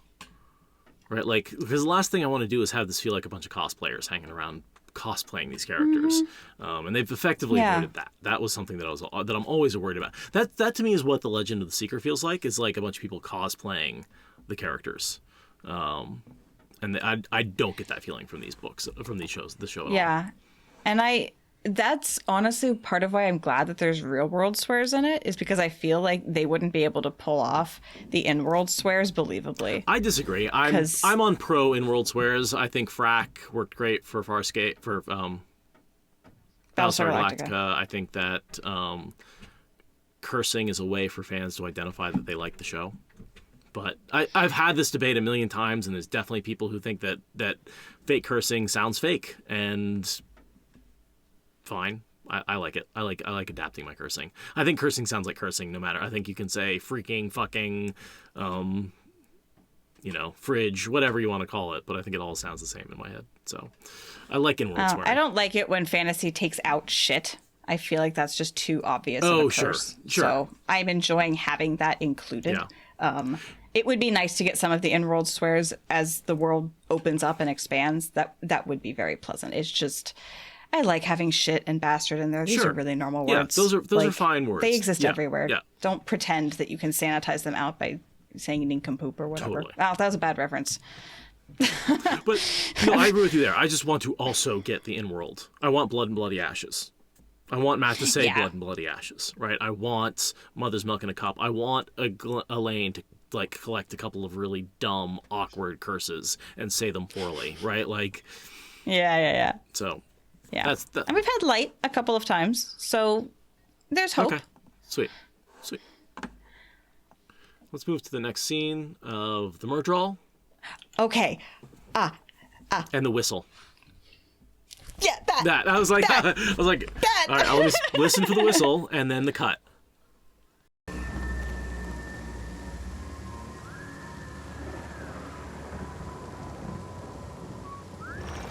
And then the cut to Fane. Great cut. Great cut. So, He's whistling the same tune. And so listen for that whistle. Like that noise that he creates is like, oh, that's a Fane, Murdral, maybe even more death whistle. So that's an episode I imagine that musical theme is going to persist throughout the entire series. Yeah. And I can't say enough positive about this actor as Fane. Oh God! Like he's amazing. The laugh, the grin, like all the teeth, the eyes crinkled, and yet the very first shot of him is him whistling the evil song. So there's no question that he's a bad guy, and then they give you further shots to inform that he's a bad guy. And this weird upward shot that gives you an odd angle. Like, it's definitely this man is evil. Oh, this is amazing. So really love that. We talked about this shot that Rand left already in the night. She's looking for him. Yep. And there's the scar. She's awake. Yeah, that's the shot with the scar. Yeah. And it looks exactly like Well, I guess Egwene's is on her other arm. And I see But I see one on the wrist. know. I see one on the underside. I see one. I think these are just blacksmithing scars. I think that's all they're Alright. trying to show, to be honest. Chat, what do you think? But it's interesting that she's still awake and, playing with his hand, like she's thinking about something and trying to reconcile to something. I don't know. I'm just... And this song. Mm-hmm.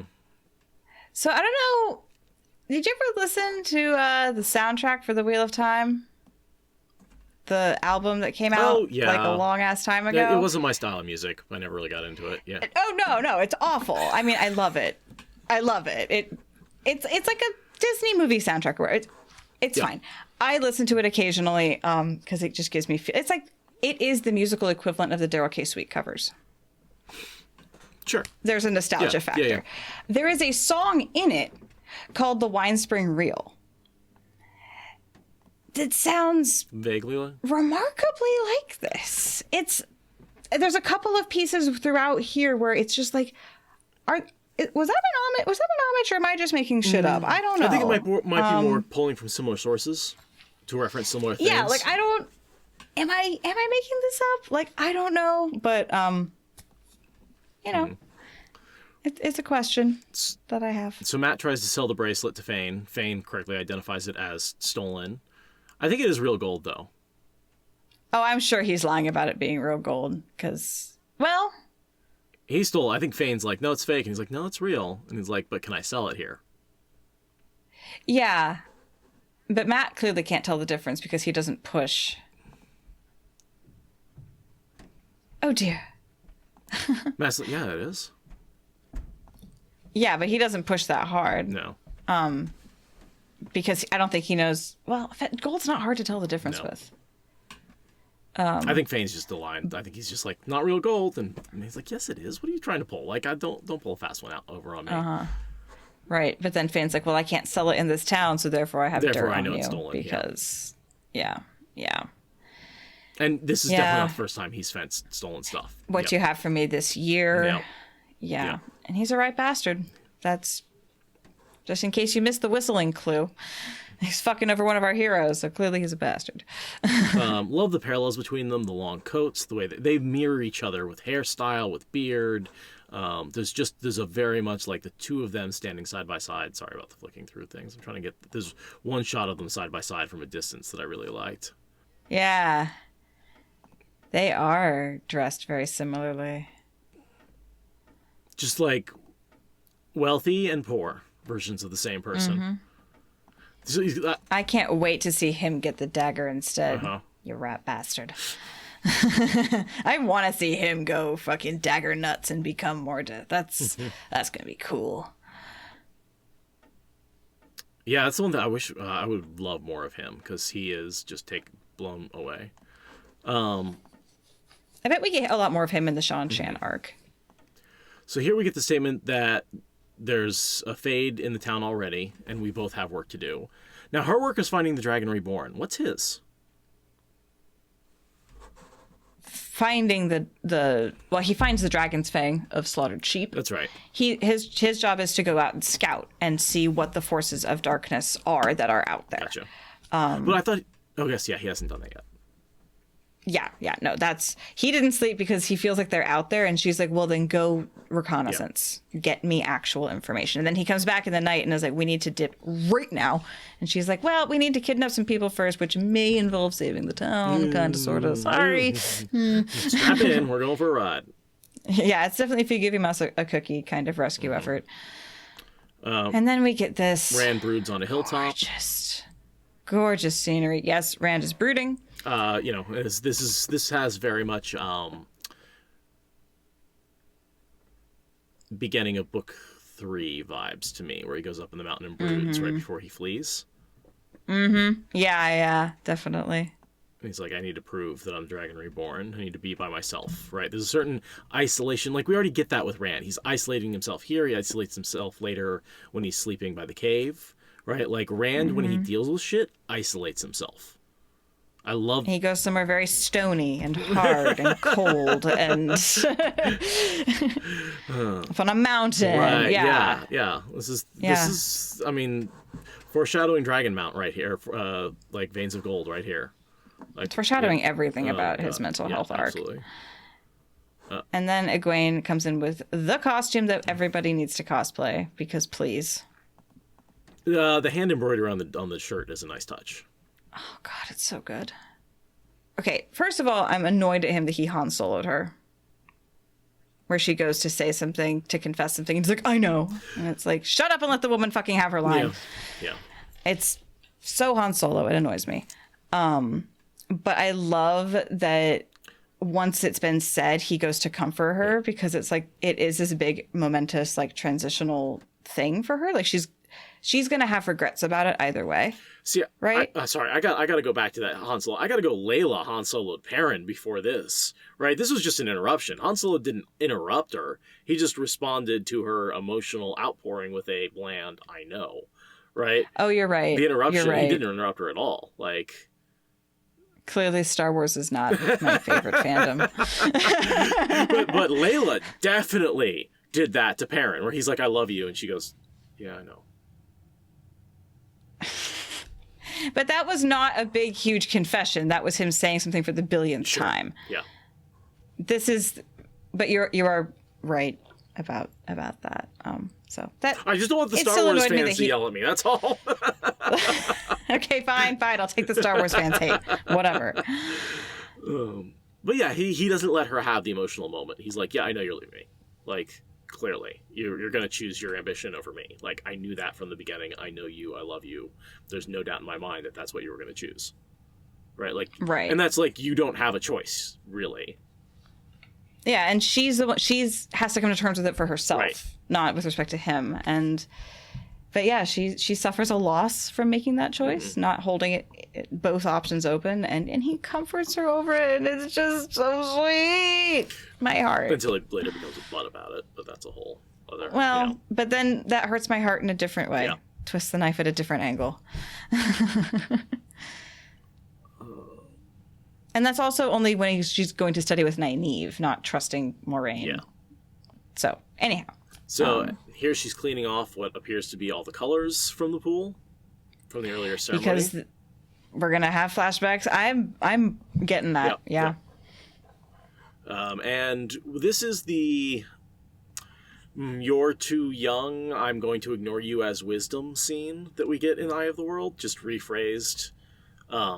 Moraine deliberately insults Nynaeve to get her age. Yeah. And that's something we saw in the very first confrontation when they first meet in the books, but here it gets delayed a little bit to the special pool. But that, like, well, you've had that braid for 1, maybe 2 years? And she's like, that's 5 or 6. Barb. Yeah, that's a barb. That's absolutely a barb. Yeah, it's Or perceived it's as a very one, anyway. interesting. Yeah, it's a very interesting conversation because Moraine does a lot of stuff to deliberately antagonize Nynaeve, like several different things to insult her, belittle her,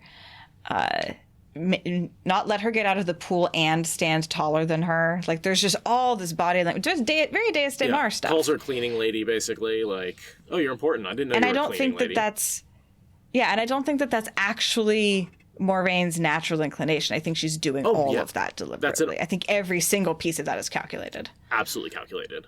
Boom, calculated, right? Like, to eliminate or confirm Nynaeve's place of birth or age, right? That's the entire what she's getting at the entire time. Oh, you weren't born here. That makes you a possible dragon reborn. How old are you exactly? I can't find out because there's no records. I've already checked. Trust me. Like, Yeah.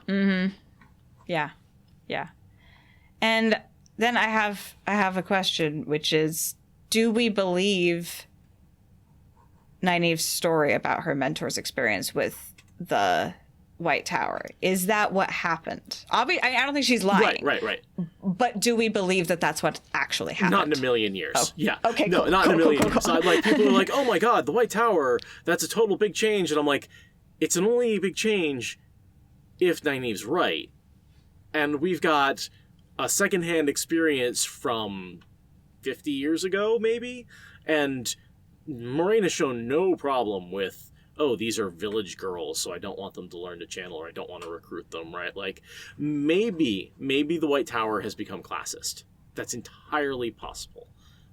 We'd have to change Suwon's backstory, fine.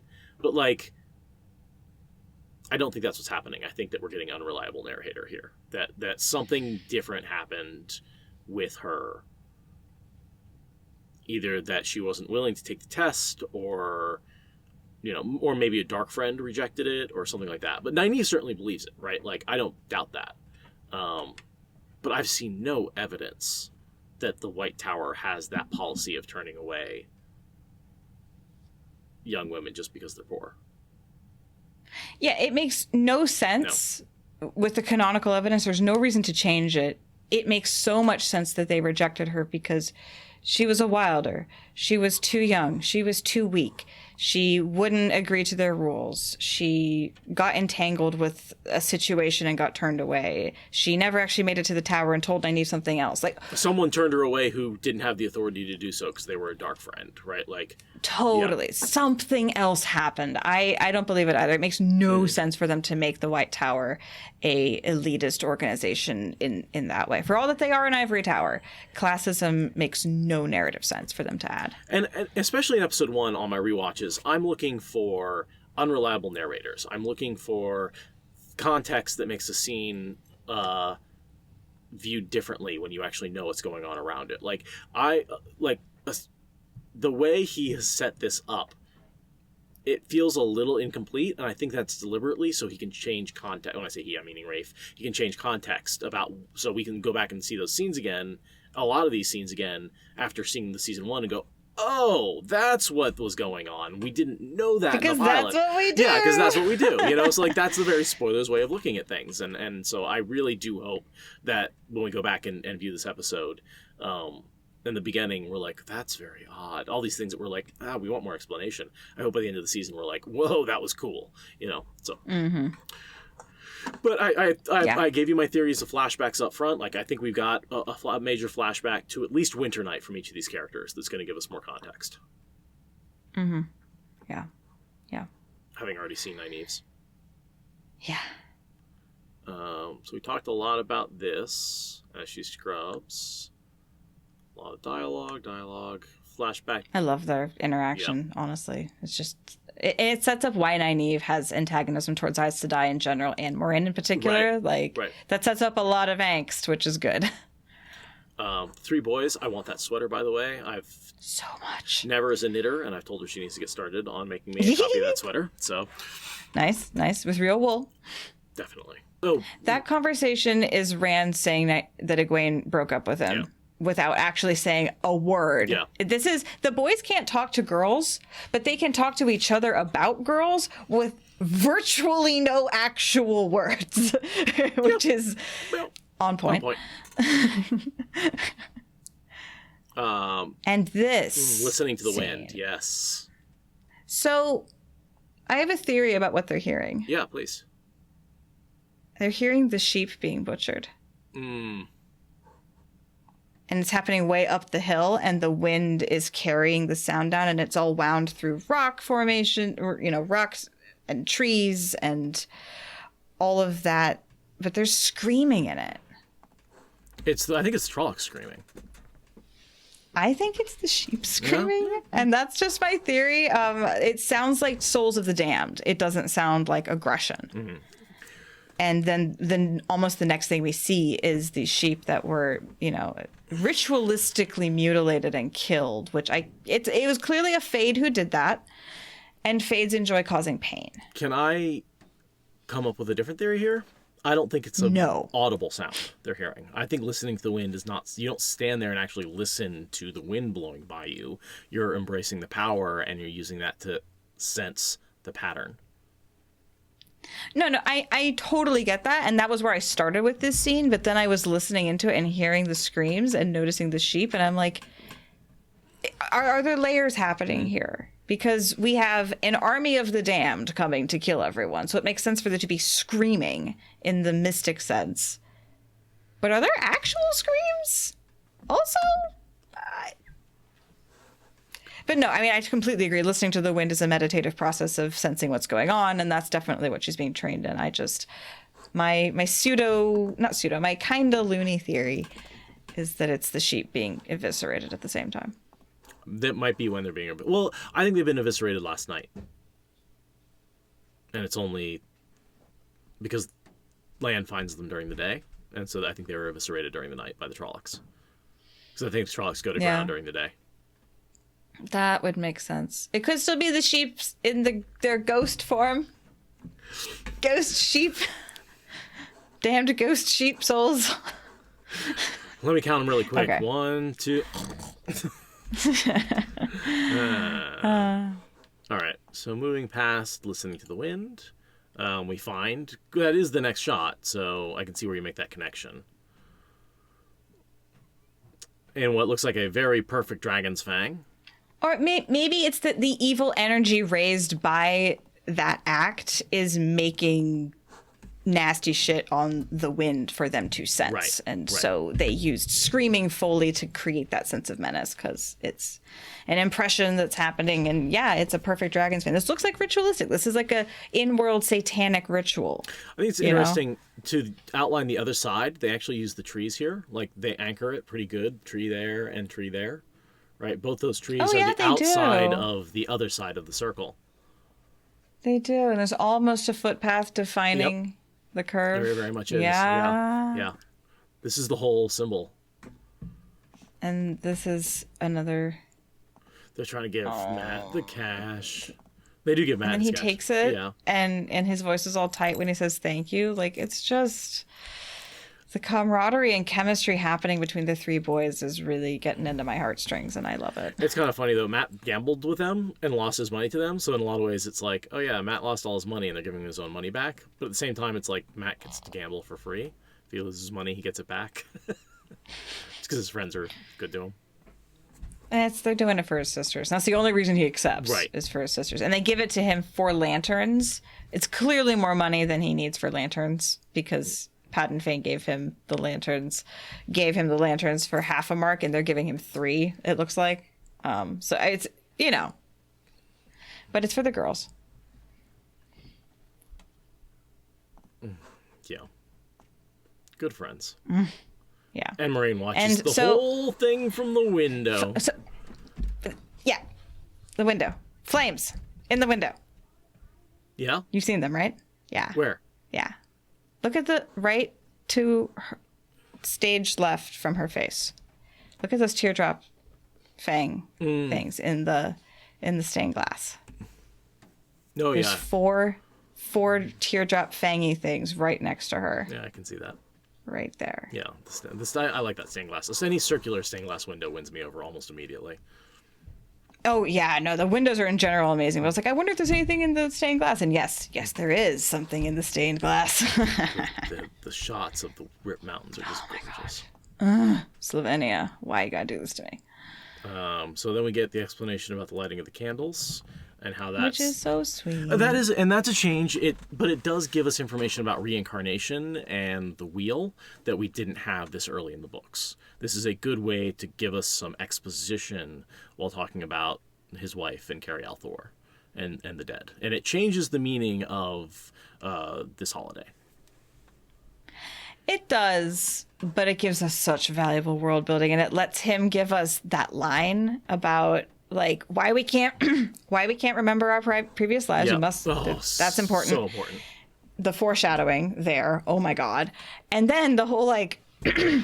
I saw this from the Twitter of Time, one of the Twitter of Time accounts, like the official Amazon one of them, said something about how like Tam, like you get reborn in cycles, and maybe you've seen this particular actor delivering the line in another life, and they're doing better this time. And it was just a total little like nod to his Game of Thrones role. Just like he's being a better dad this time because he's been reborn. That's what's happening. That's how you can canonically make this make sense. That's clever.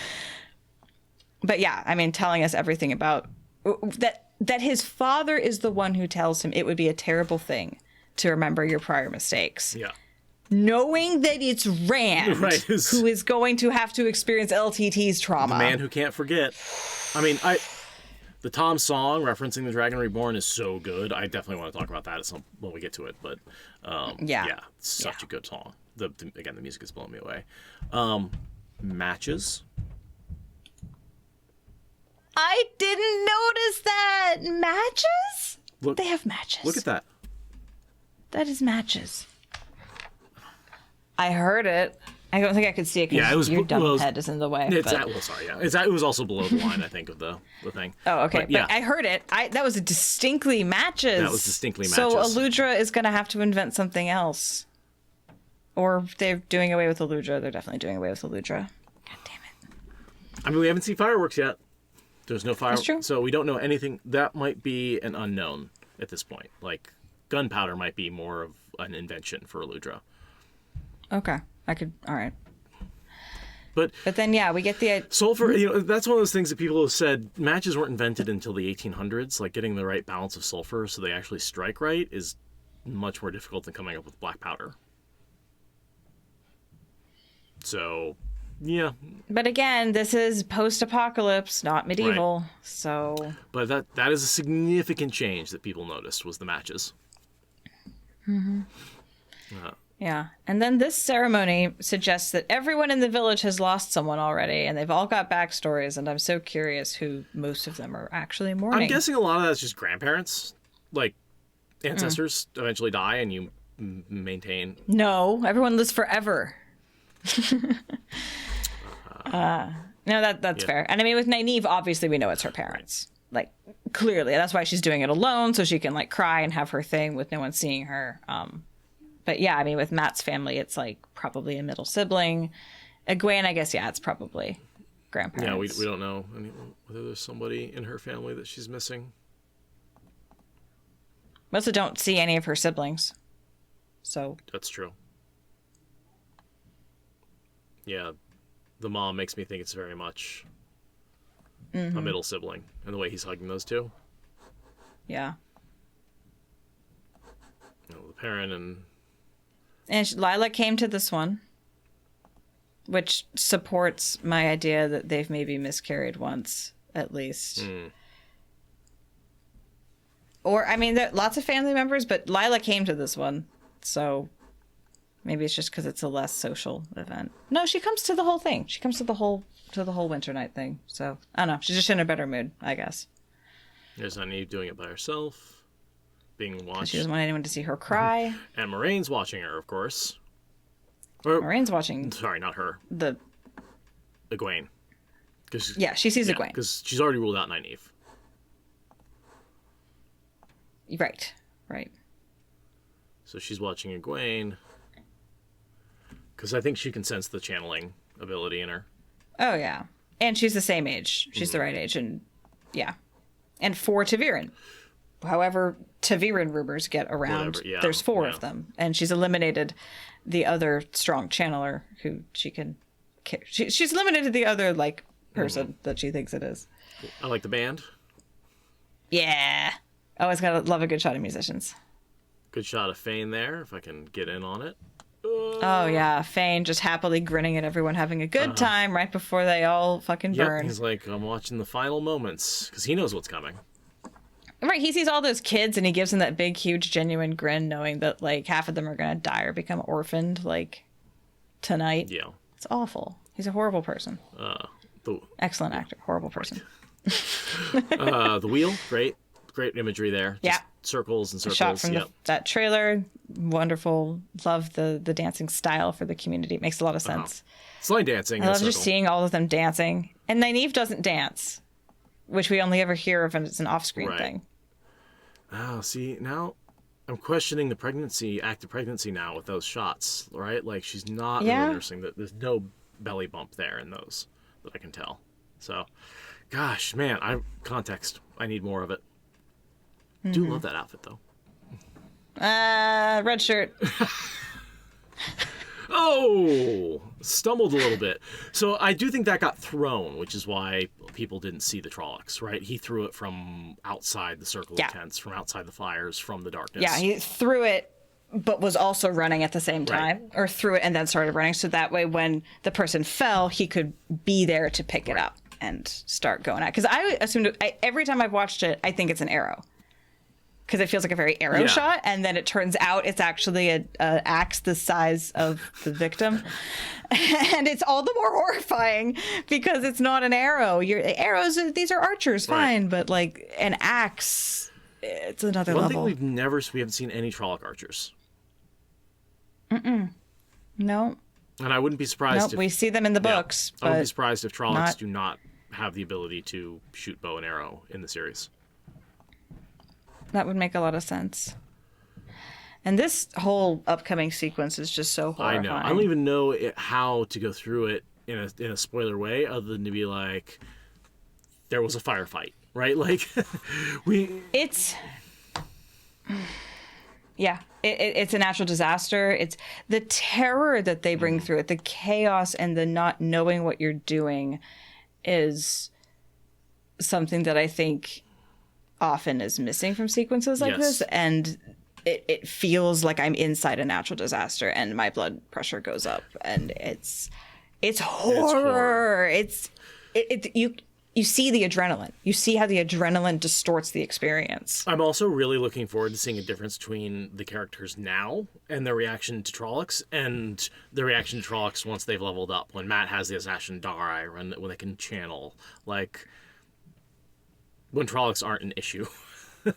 Or less of an issue, you know? Yeah. And as far as the whole thing with Matt, it's battle Matt. This is the Matt who goes into battle. He turns around and runs. He's not running into a flaming building. He's running into a flaming outside of a building. But it's that. It's him just being like, blood and flaming ashes. I'm going to go do the heroic thing because I'm no bloody hero. You see the whole drama play out in his eyes when he asks where the girls are and then goes back out into this scene. And I love how much he's captured who Matt is. Oh, I did have to read this. Fire Phoenix says Egwene pulled both Perrin and Layla into the dance and got them dancing together. I did not notice that. Oh, really? I didn't notice that. I did not. Go back. Yeah, no, I did not notice that. Kind of curious about that. Let's go back to before everything's on fire. There she gets. Yep. Oh yeah. So they're not. She grabs them together. It's not like she grabs one and then the other, but she pulls them both in to start dancing with her. Yeah. They were standing ever on the edge, and she's like, "No, come in." Oh, which is just like, even more complex relationship. Wait, what's going on with the three of them? Yeah. What is going on with the three of them? Okay, so back to... I also just want to point out the ruthlessness of Lan and Moraine up in the woods being like, there's a Trolloc attack coming. We need to dip. Yep. And she's we aren't going to save we're not going to save the village. We're not going to save these people. Our mission calls for us to leave. And then she's like, small problem. I don't know who to kidnap, so I'm going to have to save the village. Fuck. Like the way he stumbles over a Trolloc and then onto a dead body and then into a fire, this is how it would actually be. You'd be so adrenalined out you couldn't stand upright. Everything would be chaos. It would be easy to get away from enemies and run into friends. Like, oh, it's so scary. I love the shot of his feet straight up in the air. It's great. Who dies here? Do we know who dies? I want to say it's Senbui, but I don't think... That was my first thought, too. I think it is. I think it's Senbui, to be perfectly honest with you. I think that's... We say goodbye to that man, that actor. Yeah, that's a bummer.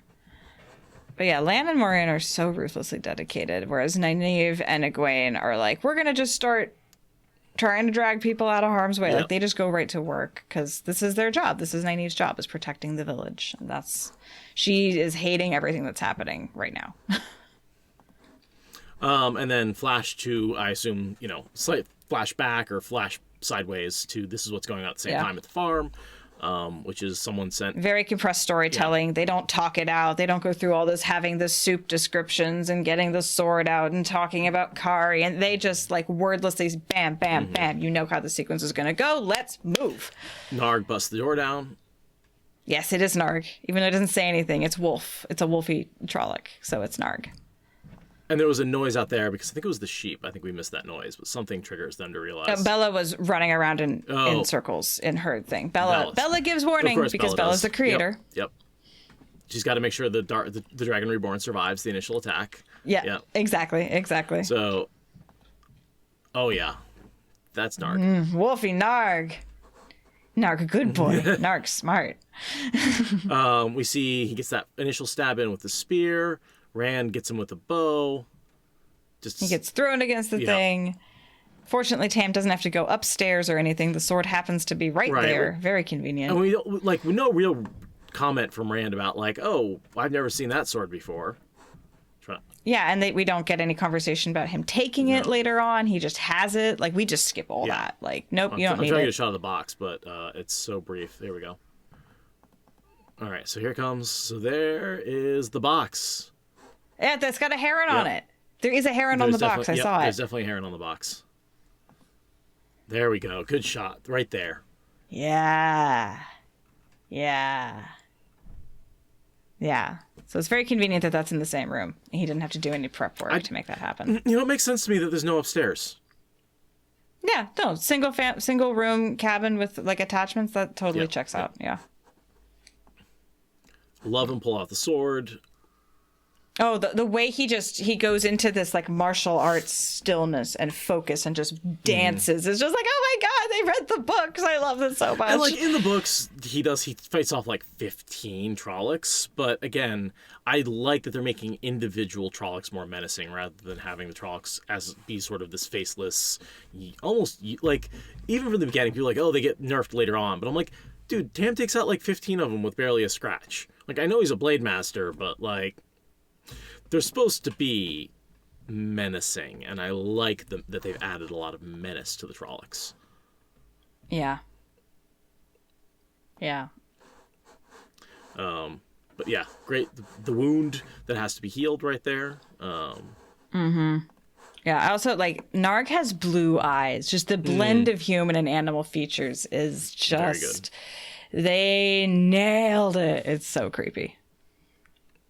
And according to chat, the wiki has that character listed as Senbui, and the credits is listed as Old Man. So, take your pick. We'll find out. Yeah. Obviously that was poison on the end of the Trolloc blade there. Yep. And what a cruel weapon. I mean, that is how it is described in the books. It's cruelly hooked. That's what he meant. Ugh. This scene of the Trolloc, this is such creepy, where it comes for them. God.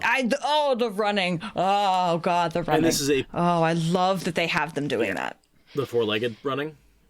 Yeah, I love that they've included that with 10% of the Trollocs. Oh, God. I get the feeling they can all do it occasionally if they want to. And yeah, this is the pig-snouted Trolloc. And I love the dual scream here. Yeah.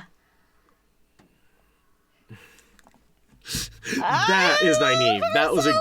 That might be the moment that Nynaeve won me over. I was like, that's Nynaeve, right? Like that. Yeah. Oh God, it's so good. It's so good. And it's like she's like, I can threat display too. It's just like when Lan has her tied to a tree, and he's like, "Are you in a position to be making demands?" She's like, "Bitch, I'm making threats." I don't care what position I'm in. She never gives up.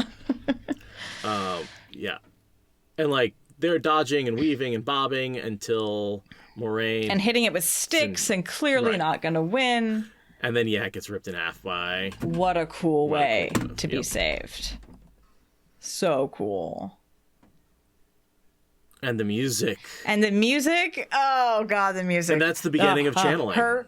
She's like, her battle music is. I'm sorry to any in the audience who wants more coherent words. I can't. It's been a week and I still cannot with the coherency. That's just what it is. That's what you're here for. And this to me is the horn blowing moment of the battle. This is when things turn, right? This is when all of a sudden the good guys have a chance. We go from being slaughtered, surprised, defenseless to, we have an Aes Sedai on our side with a warder to help her out. They are. There's a line earlier, one Aes Sedai can turn a battle. And then we see an Aes Sedai by herself turn a battle. Completely. So yeah, just the amazing channeling. We've talked through a lot of this because we've seen some of it. I think this is great. She ducks while he swings the sword over his head to kill the Trolloc. Right? Like she's like got her eyes closed and she's doing her like Tai Chi magic, but they've worked together so much that she's like, if I duck here, he knows to go here. Like they have practiced this so much. And she talked about that. The actress did, Rosamund Pike, in interviews, just like how this was one of the early shots too in the scene, and this helped them work out a trust as actors between each other. It was one of the first things they actually did together was this scene. Oh man, that's so cool. Yeah. I can't keep up with the behind the scenes stuff, but I love getting those tidbits from people who can.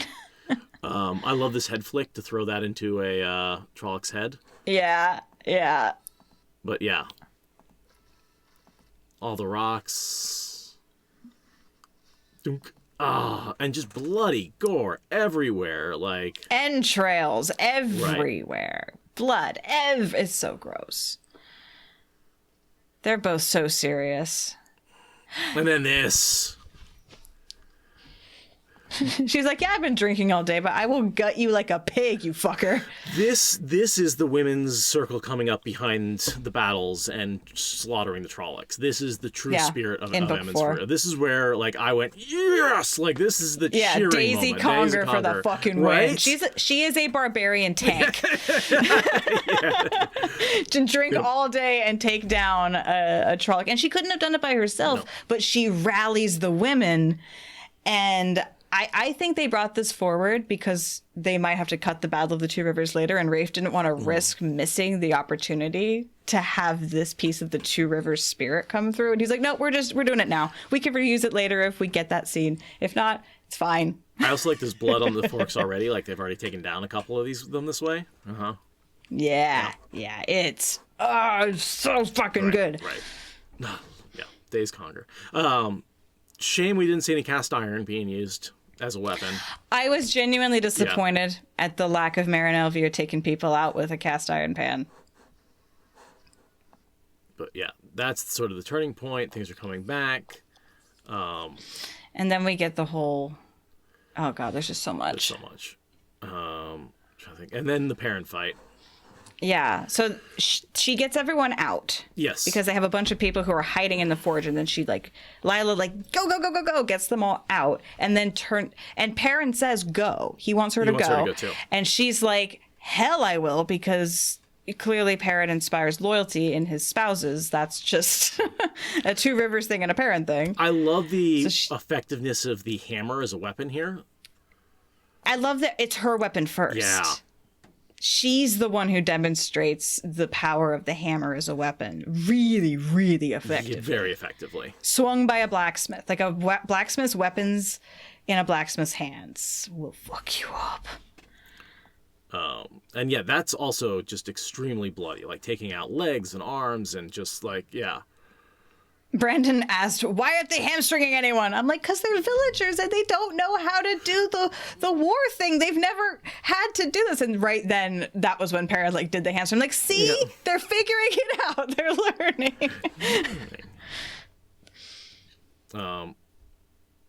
So yeah, continue. I thought she was going to die there when she gets pushed up against the wall. I thought she was going to be gored and that was going to be how she died. And I was sad about it, but that was what I expected. Because her death was expected, right? Like, you and I both knew. Yeah, yeah. Absolutely. Oh, that one. Just blade to the face. Just right down the middle of the skull. The way It's like Bran describes it in the books. It's like he's 10 men. He's everywhere at once, just with his sword. Just, you can't even keep track of him. And the way he works with her power. Oh, God, they're so good together. Then the lightning from the sky. Yeah. And she uses the tree. She just fucking torches their tree. Yeah. She deputizes their tree to be a lightning rod. And is like, sorry, I'm just gonna foreshadow what Rand does to Avendasora. It's cool. A little bit of that, yeah. So there's the tree. She looks so amazing. She looks a lot like Contact.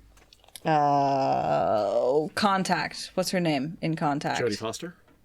Yeah, she looks so much like Jodie Foster in Contact in that scene. Yeah, a little bit, yeah. I can see that. Nynaeve getting dragged away. This is the big change for Nynaeve. Yeah, why nobody else gets dragged off by their hair? Everyone else gets killed on the spot. Why does she get dragged away? I assume just food for later. No, I just answered my own question. Oh, she's one of the Because chosen. Dana says I've been seeing the 5 of you in my dreams. Nynaeve was ordered to be captured alive. Yep. Yeah, that makes sense. That makes total Yep. sense. I'm gonna die on that hill now. I just solved my own problem. Yay. But yeah, and it also makes me wonder why she doesn't come back to the village. Like, it appears she gets dragged away, she runs away. Unless she's unconscious for a time, and that's closer to the day in the morning, after they've already left. Wait, say that again? Why does it take her so long to get back to the village? Why isn't she there in the morning when the Emmons Field 4 leave? It's honestly, I felt like the light in the scene where she kills the Trolloc was very much like early dawn. So I think that her entire adventure does take place over the whole night. Gotcha. And she's like knocked out for a bit, and she has to like run a long way to get back to the village, and then she has to deal with the Trolloc. And I think it's early morning by then, so she probably staggers back into the village 10 minutes after the kids take off. Something like that. You know, that's what I think. So yeah, she's gone. But yeah, her getting taken out allows her to rejoin the story in a way that's honestly more efficient, I think, than the book version. Yeah, and it makes sense that she's not... And here we're doing the Layla killing. Wait, we have to talk about Matt finding the kids, though, right?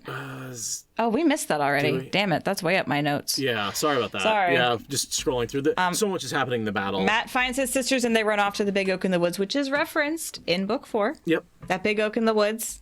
That's a real thing from the books. They didn't just make that up. Yes, okay. So Egwene leaves their patient also. Nynaeve and her were dragging someone, and then Nynaeve gets taken, and Egwene just fucking runs the other way. Like, she forgets about the person that they were carrying. She just leaves them. Like, I mean, they were dead already, again, I'm pretty sure. driving home the terror of what she's feeling. Like, she doesn't even think about abandoning that person. There's no way to drag that person on her own. Oh, no, for sure. But she doesn't even agonize over it. She forgets about them. The second she loses Nynaeve, that's the only thing that was holding her together, and she is back to being the terrified little girl from the beginning of the sequence. Still hasn't matured that much. Exactly. She has... Today was the day she decided to go on this path. She's not fucking ready for this shit. So next is... We talked about this a fair amount, but the... But yeah, now we get into the Layla killing, which I felt when Perrin lost control. It was very obvious cinematically. Yeah. When he loses control. Because he keeps hitting a dead Trolloc. Yeah, even the first blow, I could tell this is the one where he keeps going. That leg and then face combo was great. So they're taking out 2 of them, I think, in this. They're fighting 2. There. So But right there. Yeah. Before the first swing down, like, it's just like, oh, he's got the face. That's the face of a man out of control. And I noticed the last time we saw Layla right before that, she was actually getting dragged away by a Trolloc. Right? So she kills this one. I think they both kind of fall to the ground together. Right? And so then... Yeah, so it stabs her in the leg, and that's the one that she just took the face out of. Okay. But as it falls, its horn hooks her on the leg and knocks her over. And we see her on the floor, and then the next time we see her, she's in the air with the hammer over her head, like she's going to swing it. Yeah. Yeah. And Perrin's fighting a different one. So yeah, that goes down. He's berserking. Yep. We hear the ringing. Yeah. And then we hear a growl, and he turns. Yeah. And she's got the hammer raised. I'm assuming coming behind him to hit the Trolloc, but I've heard this whole Lila is a dark friend theory on Twitter despite trying to avoid the discourse, and I mean, we can't not talk about it. No, but I don't... I think Rafe has done some pushback on that because it became so popular. He was like, there's more to it, but that dark friend doesn't seem to be where people are going with it. What do you... I don't think she's dark friend. Yeah, I don't either. I haven't read the discourse. Yeah. I just know that it keeps popping up, and I'm like, clearly this is popular. It doesn't make sense to me. No, it's it all comes from the fact that she's swinging that hammer, and it appears that all the Trollocs are dead, right? Like, so who would she swing the hammer at? Perrin's the only object in the room, you know.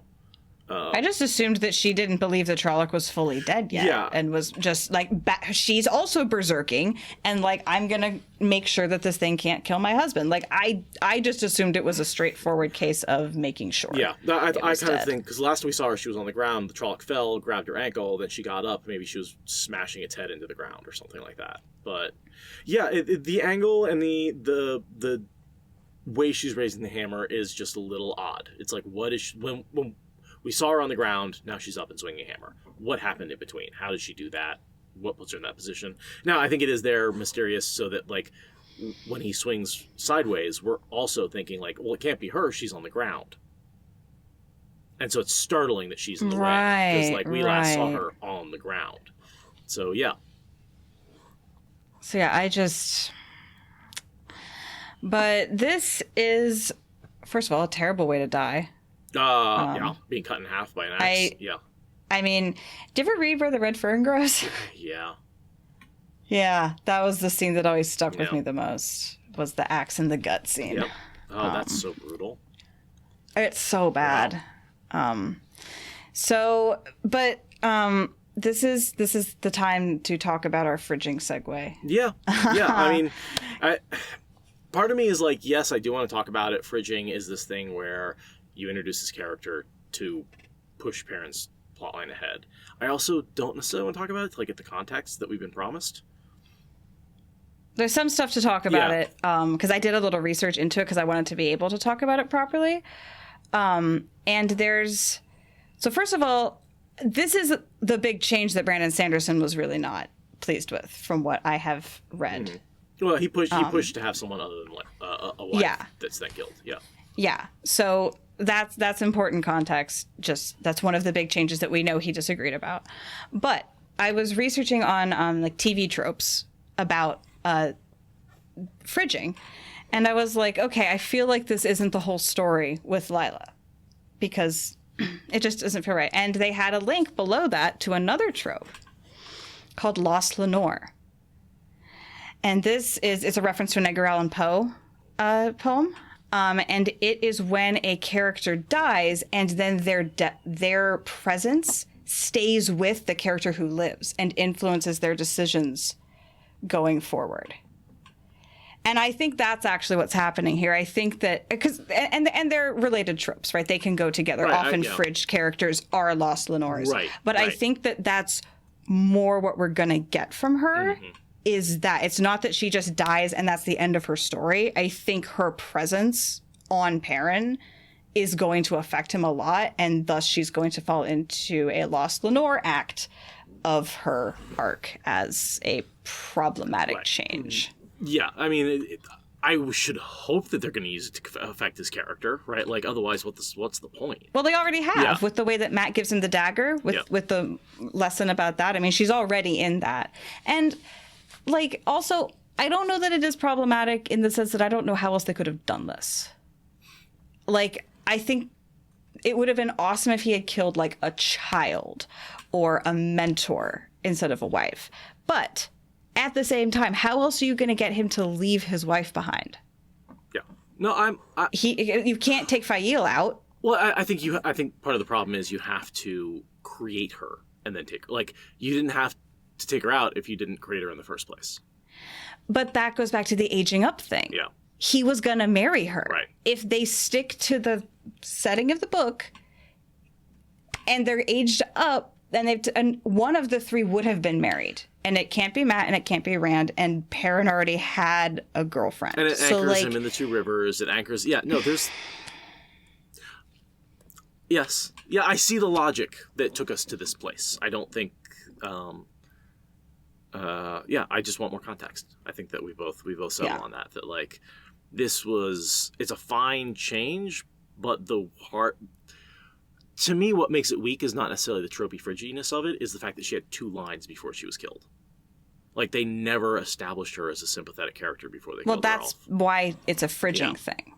That's the point, is that the woman character is reduced to. Yeah. that.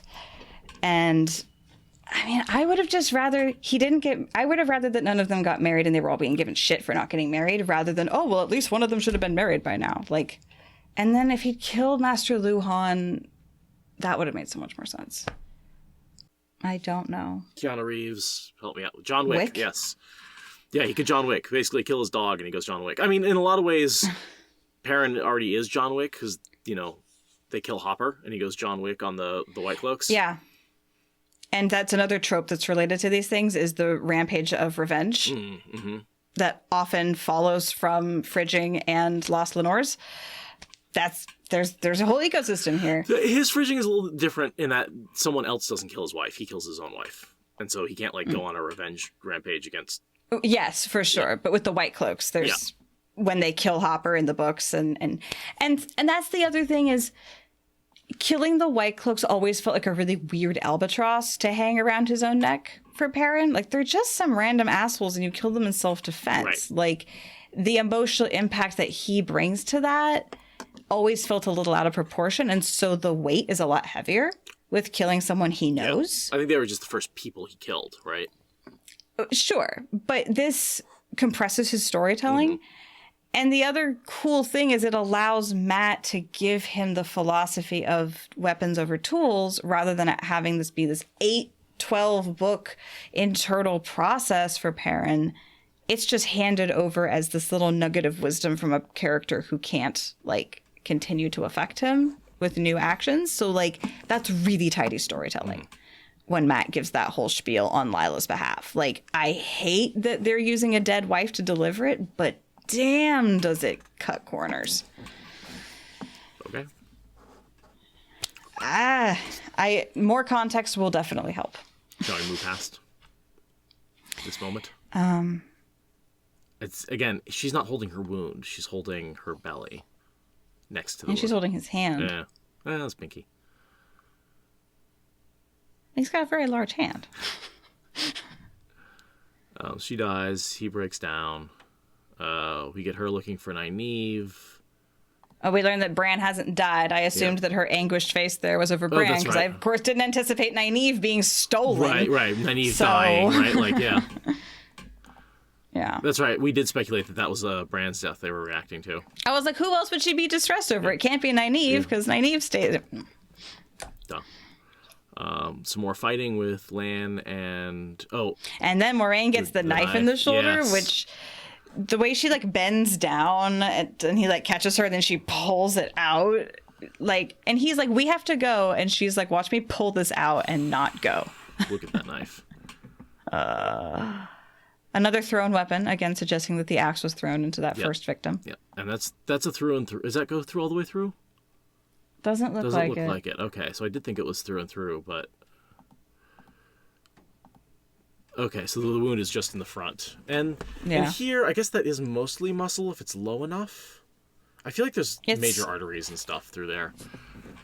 Yeah, I mean, I am white enough to be translucent, and I have some pretty big veins, like, under my skin that I can see going through there.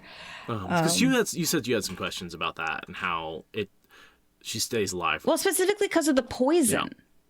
It's got Trolloc poison, and she doesn't die for days and days. She pulls this, like, Frodo thing. She gets the Frodo wound.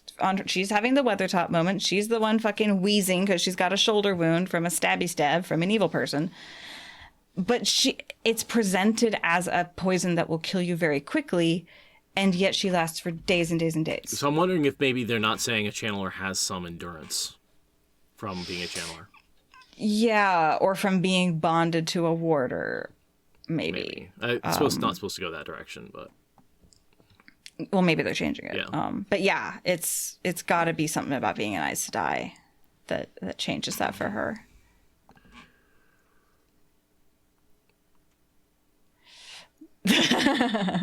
So he pulls that out. No, she pulls it out. I'm pretty sure that's his hand. Oh, wow. I can't make my hand. She's pulling it out of her own shoulder? Yeah. That's insane.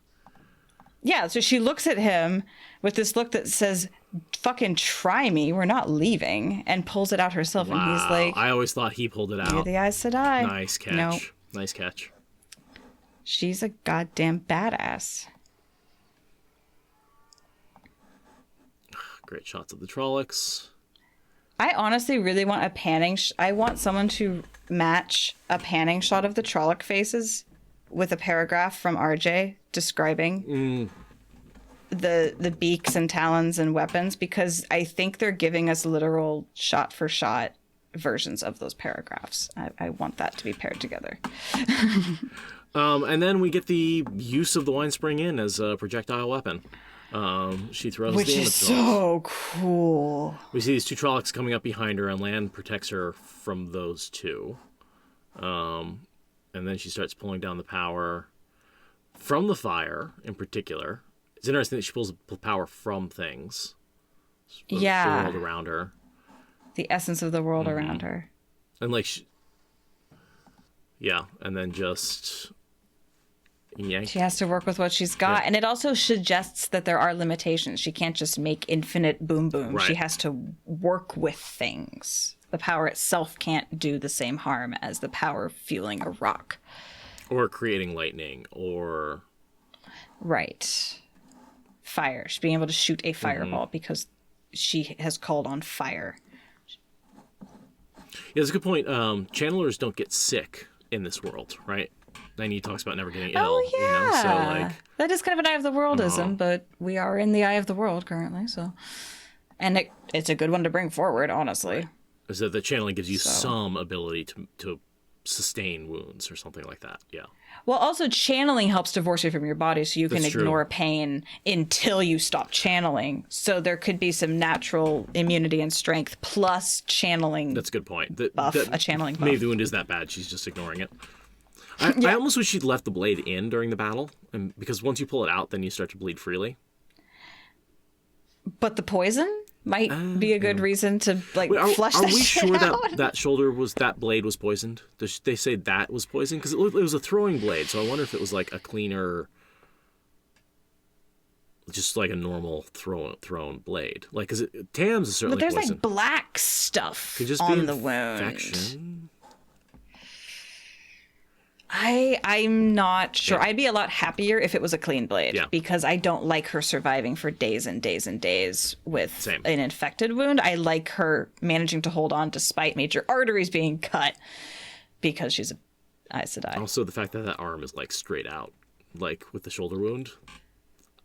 There's a certain amount Well, of like. she's fully adrenalined out right Fair now. enough. So, but Nynaeve does talk about poison later. Okay. But also wounds will poison themselves. Right. Blood poisoning that's an infection. Could be considered poison. Yeah, but yeah, she does We'll say. see if Go ahead.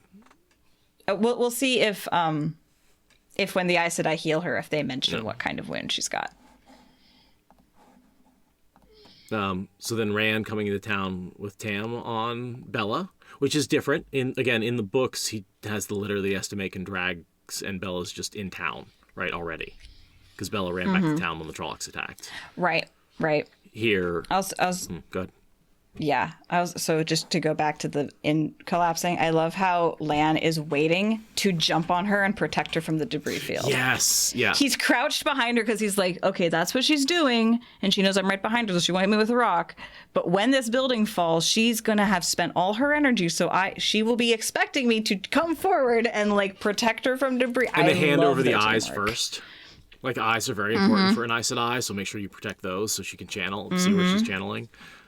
Also, the parallel between her falling and the building collapsing, that she goes to her knees, the building falls, and then she goes down, and the building goes down. Yeah. The great... reminds me of when... not Tammuz. Timanis fires the cannons and then falls after he gets his Murdral wound, and him hitting the ground is the same as the wall of Camelin hitting the ground. Because he uses the cannons to blow it up, and then he collapses, and they collapse together, and the world shook. Because he introduces cannons to the world, basically the usefulness of them. So there's a parallel there of like falling to your knees and remembering the falling of the wall. So that and she's really willing to spend herself. Like that's part of what that sequence shows too, is she's like, I am gonna use up all my spell slots and all my inspiration dice, and like everything is out, and this is only the first battle. I have to get these 5 to Tar Valon, but I have a wound and I'm totally destroyed. It's just she's not up to this whole task. She really fails at her mission. She's got 3 Pretty saving hard. throws, or else she's toast. Yeah, right? And then when Rand shows up, the destruction, because there's just blocks thrown across the whole village. It's like this. It's not just that the village burned down. There's this very signature, and Aes Sedai was here, kind of chaos. Distribution. One thing I noticed is there are no Trolloc bodies left. Yeah, And that- I'm guessing they've already. That actually, I thought they would have helped their own first before removing the Trolloc bodies. Yeah, that's a little funky. Yeah, I would expect some bodies to still be there. To be honest with you. Yeah, I agree.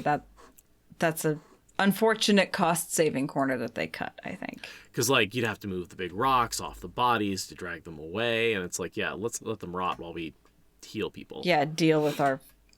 Yeah. Yeah. So, anyway, that was just a thought I had when I saw these boulders sitting there. I was like, where are all the dead Trollocs?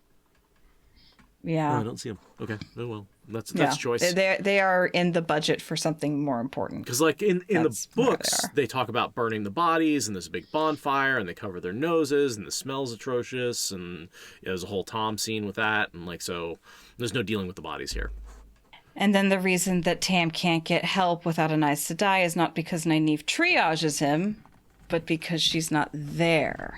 And it cuts out him going to Bran and getting advice from Tom, who Tom tells him to go seek the Aes Sedai and gives him advice about Aes Sedai. And then we have the whole discussion about the bargain. And if you do this, I'll do whatever That you all want. just gets- Just gone.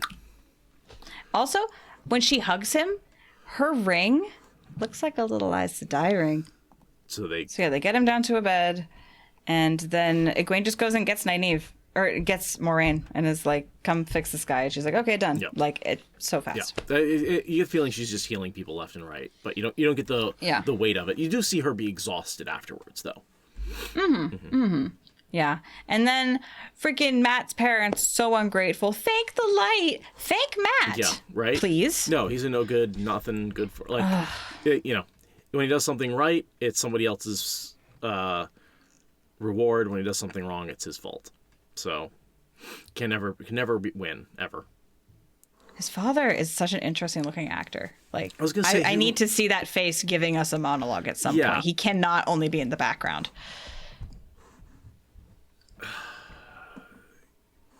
Right? Well, and like I'm fine with changing Abel Coffin because Abel Coffin was just Tam Light, right? Like Yeah, for sure, for sure. I'm just saying they cast that actor. I need to see him having some real screen Right. time because that's too interesting looking of a person to just relegate to nothing. I wouldn't mind seeing a redemption arc on his part. Yeah, like he becomes an actual general or whatever. Like no, I just need him to have a story. And maybe like Perrin's the one who whips him into shape. That would be kind of funny. They save each other Yeah. or whatever. Yeah, totally. I'm super down with that. But yeah, he has a certain he's got a very long, interesting face. He reminds me of somebody that I'm trying to think of, but I can't. Kind of like Clancy Brown a little bit, but like not really. Probably somebody else. Kind of like Clancy Brown though. Perrin brings out his wife, who everyone assumed was killed by a Trolloc, because And Matt calls out to him, and Rand looks around. Like the boys, their bond, it's still here. and at least they're friendly. Man, I'm amazed how little. I thought that battle was like 60% of the episode, but it's only 10 out of 50 minutes. It's like I really was amazed at how little of the actual. It occupies such a big part. They did of it the episode. really efficiently. They're really, really good.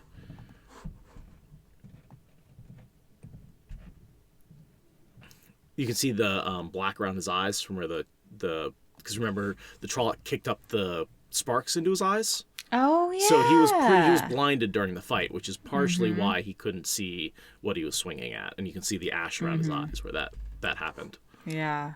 There's a lot less blood on his face now. He's wiped off some of it. That is one of those things that I think is really hard to be consistent with because it's like from shoot to shoot, like you have a splatter, but how do you recreate a blood splatter like 3 days later on a different scene? I mean, you can, but it's a lot of work. Yeah. So I think just go for a slightly cleaner face. Well, and he was like sweating and crying Right. for hours. Like, wash a bit of that off. I hope we get more story about like the sword and the blood snow and we've seen the flashback to the blood snow. We've seen the blood snow, so like I assume that's going to be him, Tam telling the story, and we're going to flashback to him telling the story, and then flashback to the story. It'll be a double flash. We'll incept that it. would be very in keeping with this book. And so then they have this extremely convenient, everyone happens to be standing there so she can info dump and they all agree. But again, for the sake of storytelling time, let's not waste our screen time and our budget on a scene we all can see how it goes. No, Let's just skip ahead. This is where I think a extended pilot would have helped flesh out this scene with an extra 5 minutes, flesh out a few of the earlier flesh out the walk back. Like I think it wouldn't be that hard to add a half an hour of clips to this to have a slightly more fleshed out beginning that didn't feel as rushed. Yeah, a 90-minute pilot, 120-minute pilot. Yeah. That's all. Like in no way is there anything in the pilot that I don't think needed to be cut. I think the other way. I think some of those scenes could have breathed a little bit and I would have been a lot happier. Yeah. Yeah, I agree. And it's probably all editing. It's not that they didn't film it. No, yeah, I think it's editing, and I think it's contractual obligations. I think that I hope we either get a cutscenes, flashbacks, or an extended edition at some point, right? Like, shut up and take my money. You can fleece me for that shit. I will pay. I will absolutely. Just telling you right now, Amazon, I will pay. So give me some more Two Rivers. That's all I'm saying. Yeah. I know you've got it. The next thing I have is when she laughs at Matt. Like, are you out of your mind? And she looks at him like, you have no fucking idea. Oh. Foretelling. Looks like it works differently. Yeah. This one woman was born with eyes so white she couldn't see anything, and yet she could still see with the foretelling. The foretelling seems to be restricted to this one particular Aes Sedai.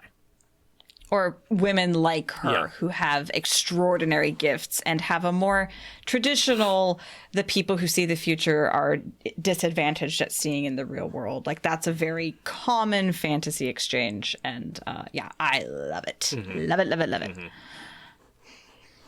But yeah, it makes me wonder if we're going to see fewer prophecies.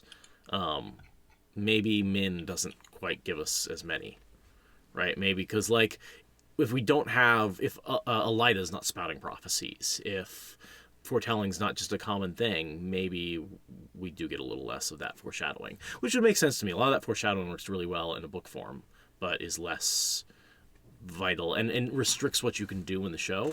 That forces you into a corner if you have those prophecies. Yeah, I think they can keep some. Yeah. And not lose anything as far as the texture of the world goes. Right. I agree. Yeah, and all the prophecies would be gender neutral because it would say the dragon reborn. The dragon doesn't necessarily refer to a person. Yeah, it's probably referred to in some sort of royal, like way more often than not, just anyhow. Yeah. So, yeah. But I was also part of when Moiraine laughs at Matt, it makes me think about how how Rosamund told Rafe that she gets this woman. Yep. And she can do it. I'm like, that face that right face there. That's Moiraine. She knows she gets this woman. Yeah. She can be this woman. Rafe was so right to take her on for this role. Oh God, I love that fight. No, I fell in love with that smile. Thing. Yeah, when she's like, "You've got no idea," and she's like, "I'm about to fucking kick you in the ass so hard." That's as much baring teeth as it is a grin. Yeah. She's oh God, she's so Moiraine. I love her so much. She's like ready to tear his throat out with her teeth, just like the Trollocs did. Yeah. She's like, try me, motherfucker. Fuck around and find out. Yeah, the definition of a wolfish grin, to quote chat. Yes. And then, sort of to spur them on, this is again a difference, that we have this second wave of Trollocs, which we assume came from the Waygate. Like, how did they get here so fast? Waygate. Yeah, they're sending parties through the Waygates because they can't send too big of a party because the Black Wind will eat them. They have to come in waves. That is necessary. And so that sort of cuts off any discussion about staying and saying goodbye and debating and having that like do I or don't I leave thing. It's like they're coming down the hill, get on your horse or they're gonna literally kill you. And they clearly have long enough to get horses saddled and to make a very quick hug. Like there is a sense that a few minutes have passed. Yes, one would assume one can see these Trollocs from many miles away. Yeah, exactly. And then we have the thing where the kids don't just vanish in the night. The whole village sees them leave and hears why they have to leave. And gives a nod and like... Yeah. And the other really interesting thing about this sequence is that we don't see anyone waving Perrin off. Not the Luhans, not the Ibaras. There is nobody for him to look back at and say goodbye to, even though he mentions his parents will look in on Matt's sisters. Right. But they aren't there to see him off, and the Luhans aren't either. I'm really like, where are the Luhans? I don't Why think there are. the Luhans Well, not obviously exist? the Luhans don't exist, right? Like That frustrates me that he doesn't have a mentor figure in the village. It just doesn't. I don't like it. That's why we need more context for Layla and what was going on. Why is she the blacksmith? Why is he helping her, not the other way around? Like, is she older? Did she have an apprentice? Maybe she came to town as the blacksmith and he was apprenticing to her? And that's how they got into a relationship, and that's how, the pregnancy happened, right? Like, I don't know. Maybe she's a little bit older. Yeah? Oh, God, give us the context. Right. So, yeah, then everybody leaves, and we see the Trollocs. And they changed the opening paragraph. They removed one line for no fucking reason at all. And I don't appreciate it. Which line did they remove? I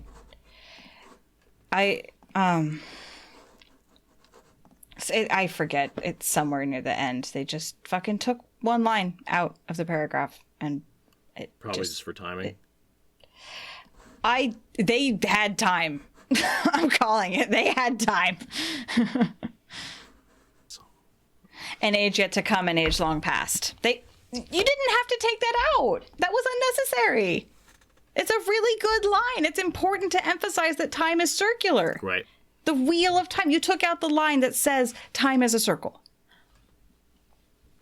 Why would you do this? I love that that's what you're getting most upset about. Like, out of all the changes they've made, removing one of those lines from the iconic paragraph, you're like, no! I riot. I quit. We're done. This is how much I love this series. That's what's pissing me off. This is how much I love the adaptation. That's what's pissing me off. Like there's colorism, there's fridging, there's all kinds of problems. But that editorial choice is the real fucking problem. And I just got to say, going through this again, I think now this is probably I did three watches, maybe 4 altogether. And then this going through, every time I've appreciated episode 1 more and more and more. Instead of focusing on what it's not, I've been able to focus on what it is.